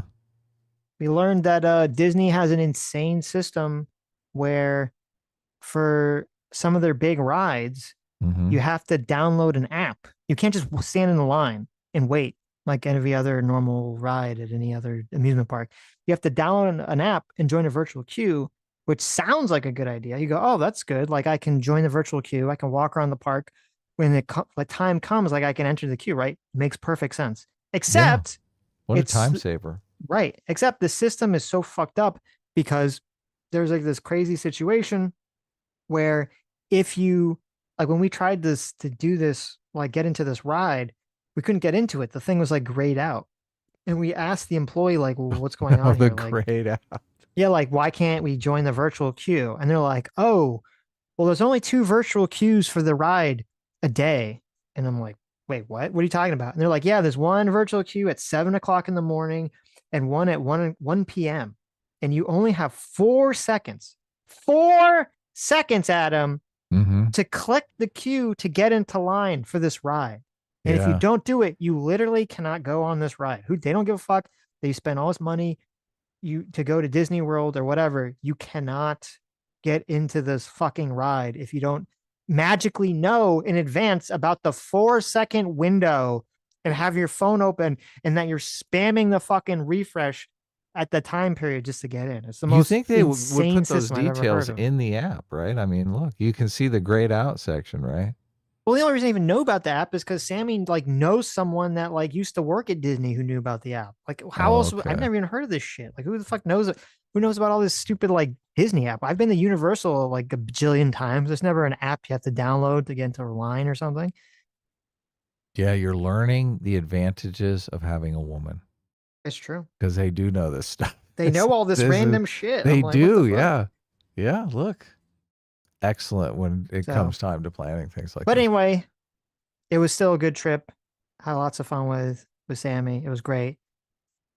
What Sitch doesn't know is all those seats in the queue are taken up by illegal immigrants. There you go. Oh my God. We need to get Doge here quick. We need to get Trump here. He's got to deport all the illegals because they're taking up all the slots at Disney They World. are. It's Yes, true. exactly right. They're riding It's all of so the best true. rides at Disney World. It's so true. And FEMA is paying for it. Right. Well, actually, there was a surprise there because we actually went to there was a convention too. Mm-hmm. Sammy wanted to get the signature of one of the Doctor Who guys that was there. Really? And yeah, Which one? It wasn't the female doctor, was it? she was there, but no. Why doesn't- not?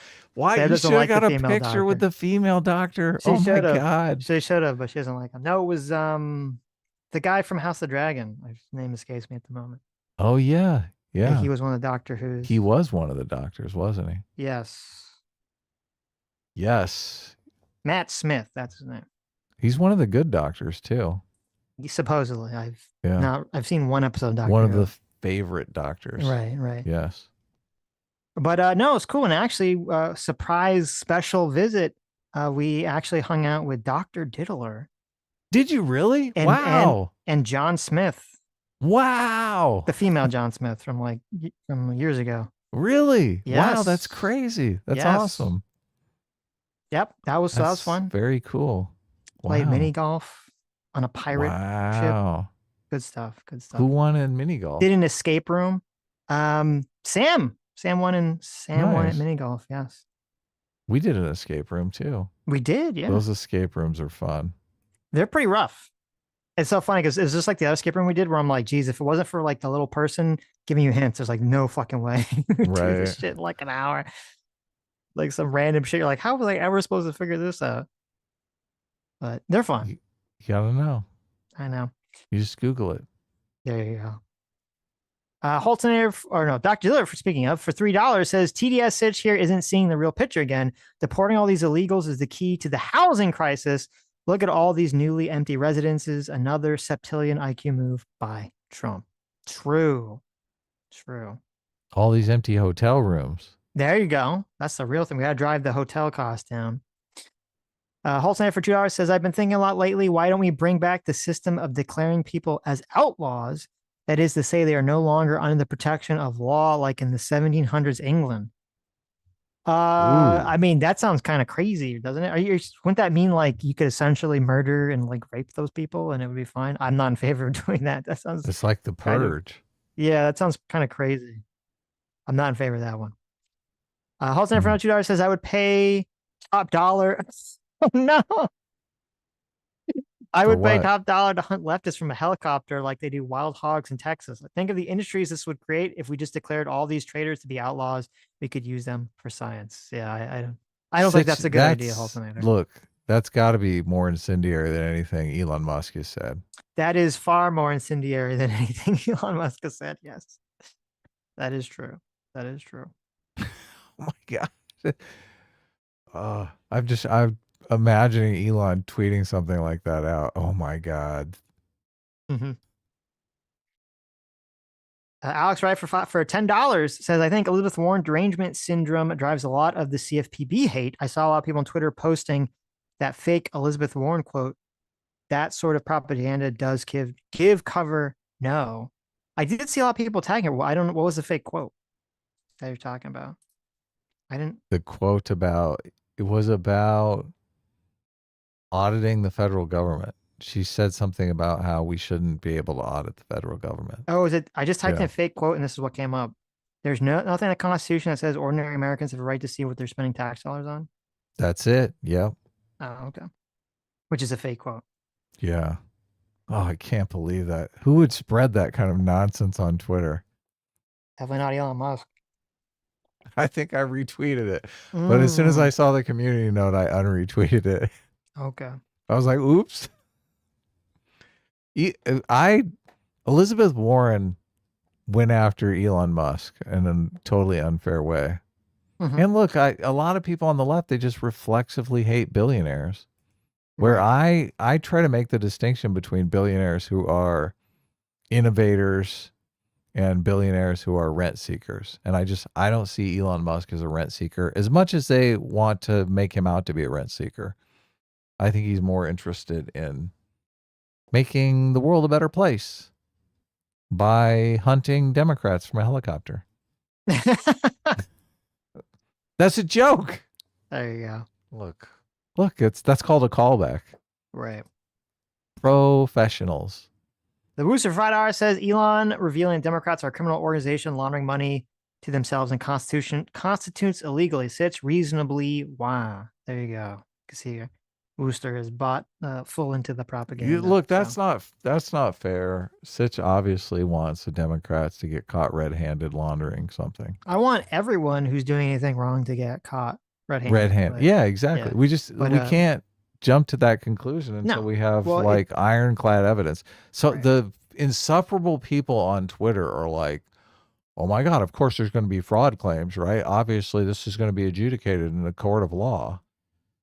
It's we're not there yet, okay? It's only been a couple of days. Let's just all chill. Robert Friedar says, so people give you money because they hate it when you complain about Elon. It's very confusing. No, it's not confusing. It's very confusing. Robert. But I guess that's the way it works. Robert for $5 says, Adam Gadbaugh for 30 months says, Google Maps has updated the Gulf of Mexico to its true name. Also, for all the mixed bag Trump has been exposing, obvious money laundering is based. Yeah, I saw people were posting. So is it on Google Maps now? It says Gulf of America? Apparently it does. Holy, I saw screenshots of it. Holy moly. Let's see. Let's do the zoom out here. That's just like, it feels it says that Gulf luxurious. Yeah. There you go. Gulf like, of America. if you're going on a cruise in the Gulf of America, doesn't it feel like high class? Doesn't it feel good? Look, half your state has a coast on the Gulf of America. Yeah, there you go. I'd say it's more like 60%, 70% of the state. Wow. Gulf Look of at America, that. baby. Look at that. Oh, wait a minute. Oh, they tricked you. Oh, no. So when I zoomed out, it says Gulf of America. But when I zoomed out to the maximum zoom, it actually says Gulf of Mexico, parentheses, Gulf of America. No way. I'll show. Look, I'll send you a picture. You can bring it up. They're messing with us. Oh, Google got us. They got you. They totally tricked you. You're like, oh, Google did it again. look, there it God. is. We all know they're a bunch of lefties. Yep. Caught him red-handed, They're baby. just trying to get. I sent it to you. Look at that. Look at that Oh my parentheses. God. Okay. They couldn't even do like the Gulf of America first and do like Yeah. a formerly known as. The Gulf, formerly known as Mexico. Yeah, why not? Or say Gulf of America, parentheses, Gulf of Mexico. That's where What is like, that's where the meteor hit that destroyed the dinosaurs, right? is it? Yeah, I believe so. Oh. Doesn't I it didn't totally know. looks like an impact? I thought it was somewhere on land. Nah, that round circle there is like the impact of it right here. Oh, you're Yeah. correct. I think it hit in the Gulf of Mexico. Look at that. Yeah, that's an impact crater. The whole Gulf of America is an impact. How dare you say? Take it back, Sitch. What? It's a dirty word that you uttered on the show. Oh. It's a Well, actually, I don't slur. know. Something Now said it's it a looks like slur. something looked like it hit not in the water, but it hit like the edge of the Yucatan Peninsula. Yeah, yeah. Yeah. The edge of it is like the surround of the crater. Right. Okay. Yeah. That's interesting. And it went at an angle. So you see like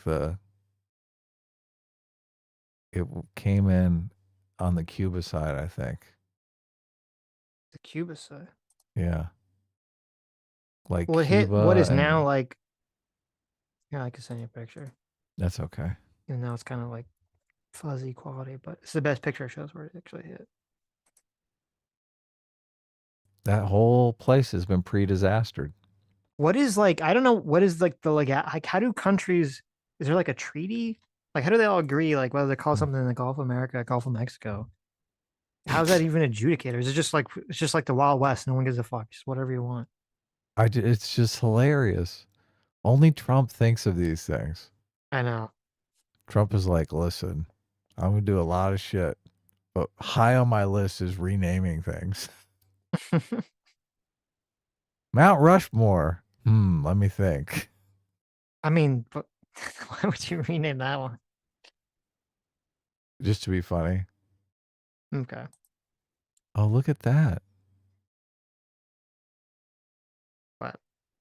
I got the The impact. little meteor impact site. Yeah.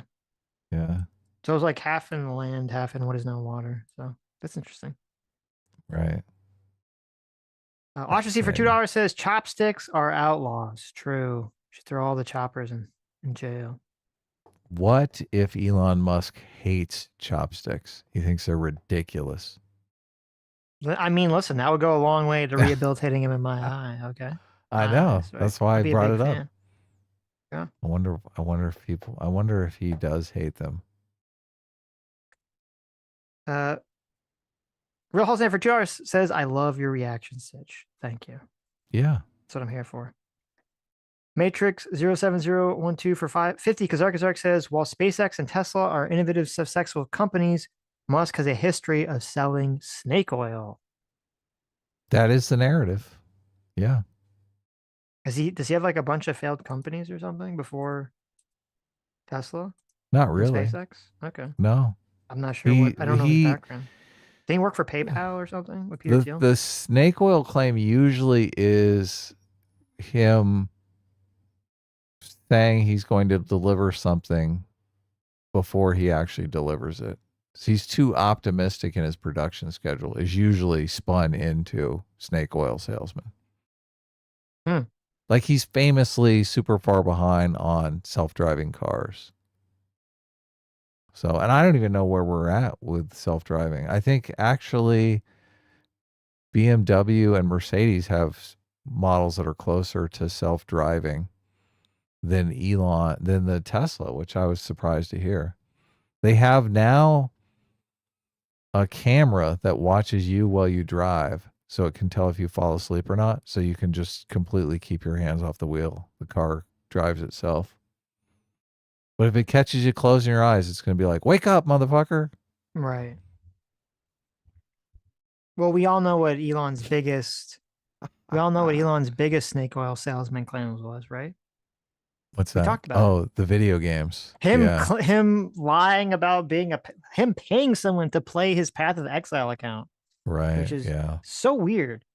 You know, it's the same thing. It's so weird too, because like the whole thing about like him being this high level Diablo player, it's so strange because anyone who's like played any of those games knows that it's like literally impossible. Like, and it's not even a question of like you being skilled enough or whatever. The amount of time, It's just time. Yeah. yeah, that you have to sink into these games to be like the top leaderboard is like crazy. And if it like, so it's weird. He's like bragging and lying about something that if it was true would actually prove the leftist correct in that he doesn't actually do any work. He's just a rent-seeking billionaire, which is like, why would you lie? Why would you lie about that? It's so weird. How does that make him a rent seeker, though? No. I'm saying it's like the leftists always say Elon Musk, all he does is sits up in his office all day gotcha. playing video Yeah. games, right? And I'm like, That well, does right. play into that stereotype. Yeah. Yes. I'm like, why would you play into that stereotype by lying about being like a top Diablo Horrible. or Path of Exile player? It's retarded. Horrible. Yeah. It's so strange. It's very strange. Fiery Patriot for $5 says this is for Adam's helicopter fund. Yeah. Thanks. There you go. Look, I love Democrats. Okay. I'm not going to shoot them down with a gun and a helicopter. Mm-hmm. Firebird for $2 says thinking super chat should only be praised is goofy. Well, No. whoever said that? Nobody says that. JC for $5 says, Adam, has anyone ever told you that you look like Liario from Hunter x Hunter? Yeah, I get that all the time. It's like Yeah. Liario. No, We should do I never get that. we should Who's do Liario. I'm gonna look it up now. look it up. You do look Is that like my him. anime? Can I change my avatar to the anime avatar? You now? can actually. I yes. finally have a good one. I know we've brought him up before, and you're like, oh, I do look like that guy. Oh, okay. Oh yeah, look, it's me. It's clean shaven you. Oh yeah. Yeah. I can fix that. Listen, we'll do me and Sammy will come visit you. We'll all dress up as Hunter x Hunter characters. You can dress up as Liario. It'll be great. It'll be great. Yeah, look at that. That Not a works. big dress up person, but Don't be a bitch. you get to a certain age, Sitch, and you're like, probably shouldn't be dressing up like anime characters anymore. Right. Look at this guy. No fun. No fun at all. Look at him. Terrible. I immediately regretted saying that. God, I want to dress know. up so bad. Wait a minute. You were the one that was all like, I want to dress up like a vampire every day. Okay, now Adulting you're is- like, oh, I don't want to dress up like Leorio. Adulting is so boring. Uh-huh. I'm sorry, Leorio, you're correct. There he is. There You he see the is. side by side. I used to wear glasses exactly like that. I should pull them out and bring them There on you the go. stream.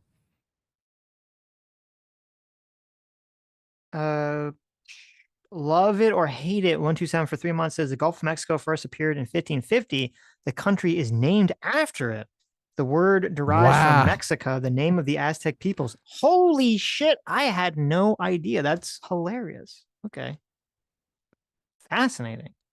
Wow. I probably, like most people, wrongly assumed the inverse, that it was named after the country. But this whole time, the country was named after the body of water. Mm-hmm. There you go. Look at that. Well, I mean, we do call North America, so it's not unreasonable to call it the Gulf of America, right? Oh, yeah. Look, and But it's not- South America is South America. South Yeah. America, North America, Central America, right? How about the Gulf of Middle America? Middle America? That's perfect. I like it. Real Hell's Name for $2 says, I said leftists, not Democrats. Well, either way. For hunting leftists? Either way. Oh. Not a fan. Relax. Just relax. Okay. David Pop, thanks so much for 30 months of being a free will seeker.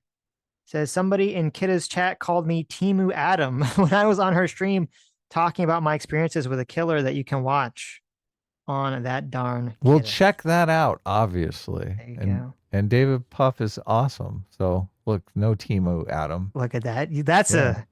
that's a pretty rough one. What's better, to be called Timu Adam or Adam at home, right? Yeah. I No. guess It's Timu funny Adam could give you lead since I poisoning. So technically am maybe Adam that's at worse. home, but Yes. well, that's cool. Look, maybe we have a similar vibe about us, so I'll have to check it out. Right. I for £5. Thank you. Says PSA, according to DGG chat logs, the world's most honest lawyer Pisco is still friends with the sex criminal Epstein. The denouncement was optics Epstein. BS. Look, he hedged in that. We all knew it was optics BS. So, but Epstein, oh my God, that's so good. Holy good one, shit.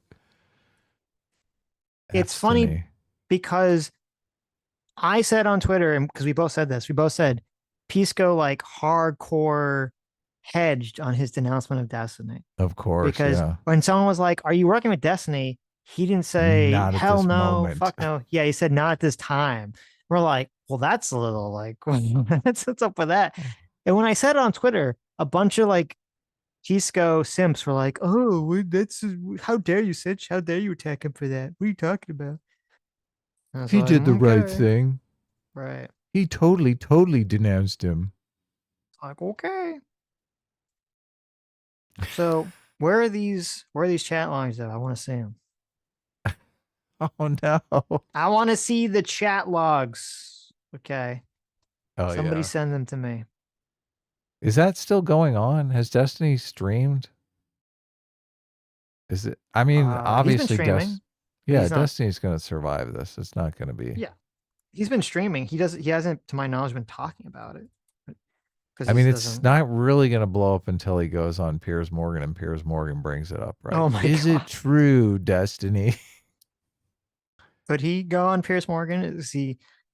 Would he be brave enough? I mean, Piers Morgan will bring it up. Of course he's going to bring it up. Are you kidding me? Yeah. Let's turn the topic to revenge porn, Destiny. I did see some tweet, I don't know when this was, that Destiny put out, I think it was recently, where he was complaining like, all these people were like anti-Me Too and not trusting women, but then and I get accused, they all of a sudden believe them immediately. I was like, okay. I was like, okay, Destiny. I mean, it's kind of different when it's like a he said, she said situation where you're like, okay, I mean, I guess, maybe we don't know. When it's like, no, there's physical evidence of the porn being released that people saw, that everyone saw and can just find because it's still up there. What do you mean? Like, what do you mean that he said she? Are we going to believe that like they secretly were like, oh yeah, you can totally give my nudes to some Discord, 19-year-old to fuck them. And then they're like, oh, actually I changed my mind. Can you not do that? Yeah. Is anyone going to believe that? Yeah. Usually people jump to hell no, like immediately. Of course. Yeah, of course not. Like, how dare you even ask? Of course not. It's just ridiculous. So it's just like, okay, whatever. Sad. Bro. I know. What was the other story that you wanted to talk about? The consumer. We'll talk about it tomorrow. Are you sure? To get into, Come on. Well, I don't look. I got a bunch of packages to do, so there you go. We can. CS Paffy. For $5 says, I was the one who called David Puff Timu Adam, and I was right. Oh no! God. Oh man! Can't you guys just get along? Jeez. Oof. We're trying to have a moment of unity here. Oh my God. Read the room. Terrible. It's unity. Have you seen the Hamas Piker Simps response to the Hassan video? I saw like a 17. Then he challenged Hassan to some debate. I didn't see anything outside of that. So I think Hassan, I think Ethan should debate Hassan. That'd be great. Ethan's going to do a part 2 from what I hear. So he did say he was going to do a part 2. Yeah. I've never really seen Ethan in a debate setting. When he did debate Hassan, it was just kind of, this is like our style. We're just sitting back shooting the shit. We're not trying to destroy one another. Well, and Hassan was all like, I'm not going to pull punches on you, Ethan. I'm going to go after you the way I go after other people. Blah, blah, blah, blah, blah. Mm-hmm. Oh my God. So Dr. Diller sent this to me. So after Destiny was complaining about people, assuming him guilty, somebody replied to him. They said, I think the problem is all the DMs where you admitted to sharing news without consent. Seems kind of guilty. Wow. And then Destiny replied to that saying, I didn't admit shit, but keep up the great framing. And then he got fucking Twitter noted and says he did in fact admit it. Oh my God, he got community noted. Holy shit. Oh man. Savage. Oh my God. That's so savage. That's so good. look, people are totally turning on him then. Yeah. Yep. I did not expect that. I thought people would too many people were too entrenched in that community. I didn't think it would ever fall apart. Well, he has too many people on the left that are all, how dare, feministy to I think to turn a blind eye to a white man. Right. A white man doing such things. So yeah. Yeah. Interesting. Real Halsner for George says Sitch clearly has read my last Streamlabs. Oh, I hadn't yet. I'll get there in a second. J-Mac for $20. Thanks so much. Says, wow, Adam, really? So this is you coming out against my Eris Gainsborough cosplay at 2? Look, Jay, you're young enough to do it. I think I'm like 20 years older than you. There you so go. I mean, look, I guess maybe it's just me. Maybe it's my discomfort. Maybe it's Maybelline. Yeah. I don't know. Look, Jay's pretty ripped, man. I wish I looked like Jay. A big boy. I need to hit the gym more. Right. When I see Jay, I think, man, I need to work out more. Holy fucking shit. Mm-hmm. Yes, Jay gave 50 gifted memberships too. I don't know if he ever said that. I don't see that on my thing. Thank you, Jay. So welcome new members. J Mac is for 50 gifted subs. Thank you so much. Yeah. Solo for $2 says, have you guys talked about Kanye's recent controversies like being banned from X again, selling swastika t-shirts, and being re-diagnosed with autism instead of bipolar? In the AJ interview, he says he's hypersensitive to sound. I didn't know about half those things. I mean, I saw him come back on Twitter. He was posting a whole bunch of like incendiary stuff, both just like anti-Jewish stuff, which is expected, a bunch of other stuff that was just stupid. So I mean, he's trolling for attention. I don't know why people don't just recognize that. It's not the end of the world. Well, I asked on Twitter, I said, how long until Ye releases? Because he was kept like, he has his like wife. Is they married or is it his girlfriend? I don't know. That woman that he got that's like younger, he's like very obviously like bitter about Kim breaking up with him. So he got a younger Kim Kardashian who looks almost identical to her, but younger. Yes. And he always has her like, walk around naked, like literally naked, essentially in public, which is so obvious what's happening here. It's like painful how cringe it is. So I said, how long until Ye releases a sex tape where he pays someone to fuck his wife while he talks about on the video how it's really sticking it to the Jews? Because that's my prediction. That's my prediction. Kanye West is going to release a sex tape of someone else fucking his wife. Who did Kim leave him for a Jewish guy? I feel like maybe that happened. Well, didn't she date that weird comedian guy that like all these hot girls date, he's like not attractive at all? Oh, that guy's Jewish, right? Or is he? I don't know. I think he's Jewish. Yeah. Maybe? What is that guy's name? The guy from Saturday Night Live. I know who you're talking about. Yes. So look, Pete Davidson. So if he's Jewish, it all makes sense now. It all makes perfect sense. That's where maybe. He's like, oh my God, these Jewish guys keep fucking the woman I love. It's getting to him. It's getting under his skin. He can't take it. Yep. Maybe. Why is it always the Jewish guys stealing?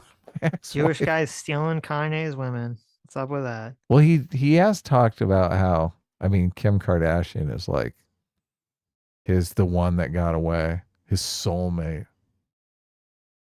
How long were they together? I don't know. 6 months. Well, they had No, I kids just threw that together. out there.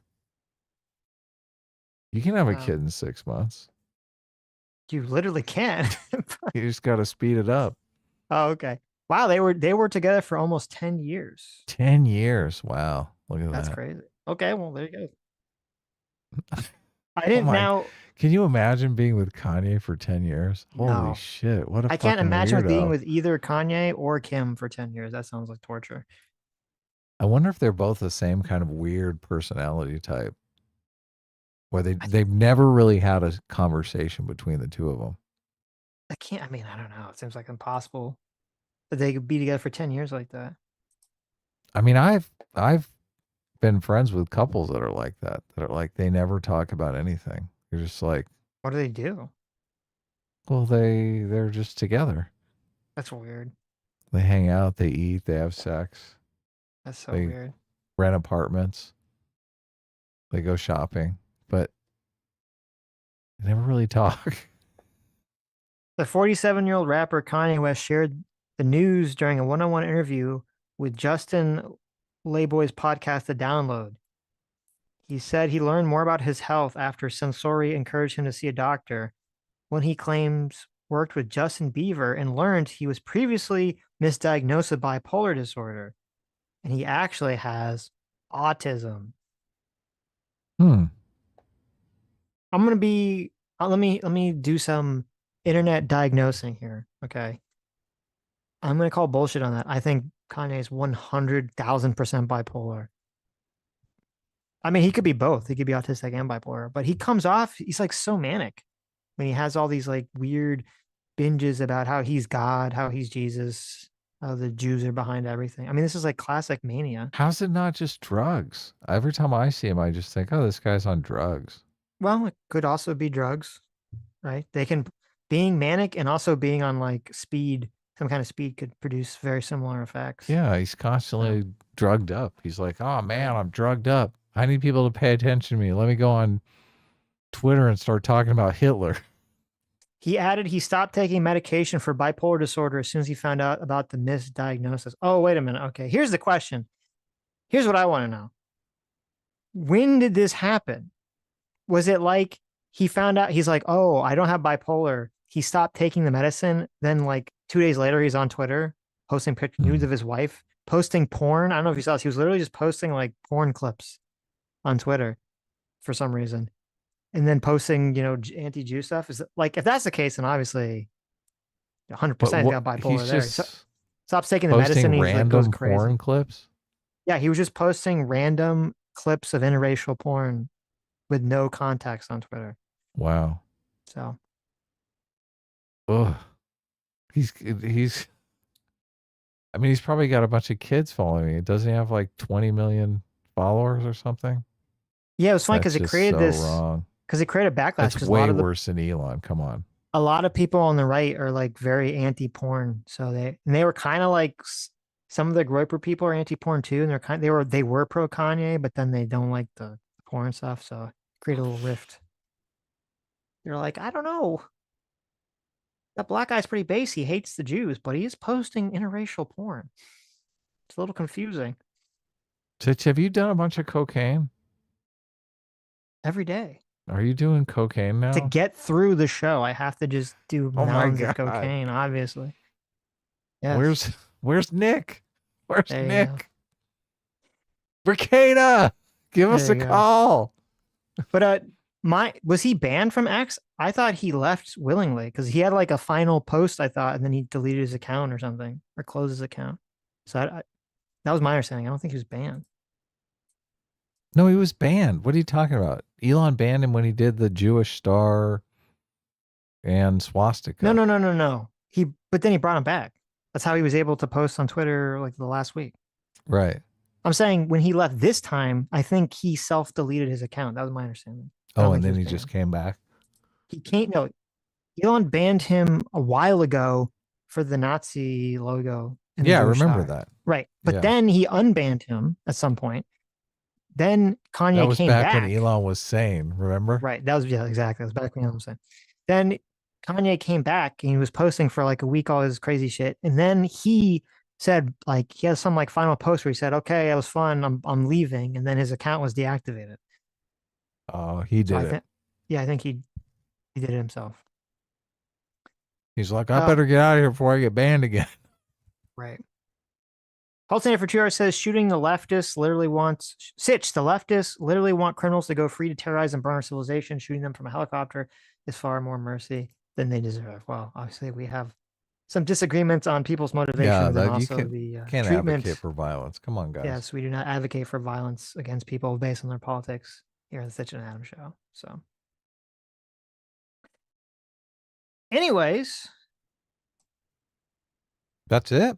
oh wait, Sodoge for $5 says so. Pokemon released a life-size Gardevoir plush, and I sent such evidence of how doomed our society is. We will not survive. Robot. Is that Spouse thing for- anatomically correct? Well, I mean, what is anatomically correct for a Pokemon, right? I don't think it is. It's just like a. It's just like a plush, just a butt. Oh wow. So Life yeah, there size was though. Look, that's great cuddle material, right, Sitch? sure. Bring it Sure, in, Adam. have a little three-way with your girlfriend. Oh yeah, I really want the Pokemon. Yeah, there was yeah, I saw there was Nintendo release an official like I don't know how big it was. It looks like it was like 3 feet tall Pokemon plush, and everyone's like, "Oh my god, the people are just gonna use this to fuck it." And I in know. fact, the people did use it to fuck. Did they really? Oh my, please. Of course they did. They Stop. did. I was like, listen, Nintendo knew what they were doing when the leaks came out, and it came out that The like leaks. Nintendo. Yes, when the It remember leaks? I read some of them. Like this was like a few months ago. Someone hacked Nintendo. They leaked a bunch of Nintendo stuff, and they had like weird Pokemon lore story about like people fucking Pokemon. That was like official unreleased Pokemon lore. That was written by Oh, I like remember that. yeah, right. That was written by someone at the company. So obviously they know what they're doing when they release the sex Pokemon doll for people to fuck. They're not dumb. They're They like, want we're to get gonna that money. rich. Yeah, Yeah. they want to get rich, man. All these real dolls. Why? Where's our piece of the action? Exactly. It's our piece of the real doll action. Okay. The real $10,000 for a plush? We can make a know what's life-size going on. plush. I know what's going on. True. Dude Love for £5 says, just to clarify, Epstein did not share nudes. He shared pornographic content without consent. He also recorded pornographic content without consent. Well, I don't know if that makes it better or worse, but there you go. Right. Whatever non-nudes pornographic content means. Solos for $5 says, Sitch, you weren't told Sammy is dressing you up like Ye's girlfriend for the face reveal. Really? Wow. I wasn't told that. Sitch. No. Going full Dr. Manhattan. I'm gonna have to get some, pretty big boobs if I want to do that. Wow. Sketch for $5 says, sometime last year, Ye Schizo posts about starting his own porn company, Yeezy Porn. Oh. Oh my God. Horrible. Jamek, our Circuit Fire, thanks so much for $20. Says Shapiro did a little victory lap on his show because he had gotten crap for his lack of Kanye support back when. I believe Ben's quote was, live by the Kanye, die by the Kanye. That's great. There you go. I mean, listen, it's wild to me that people did not see this coming. So he completely deserves his little victory lap on that one. Obviously for him, as Jewish, it was very easy to not support Kanye when he was running around telling people that he loved Hitler. The real Hulk name for 2 hours says, very well. Yes. Very well. M8566 for $5 says, life-size Mr. Mime when asking for a friend. Hopefully never. Hopefully never. All right, guys, update your address on Indiegogo if you got the comic. I don't want to send it to the wrong address. So anyways, thank you all for coming. Thank you all for incredibly generous donations, and we'll see you all tomorrow. Take care. Bye-bye.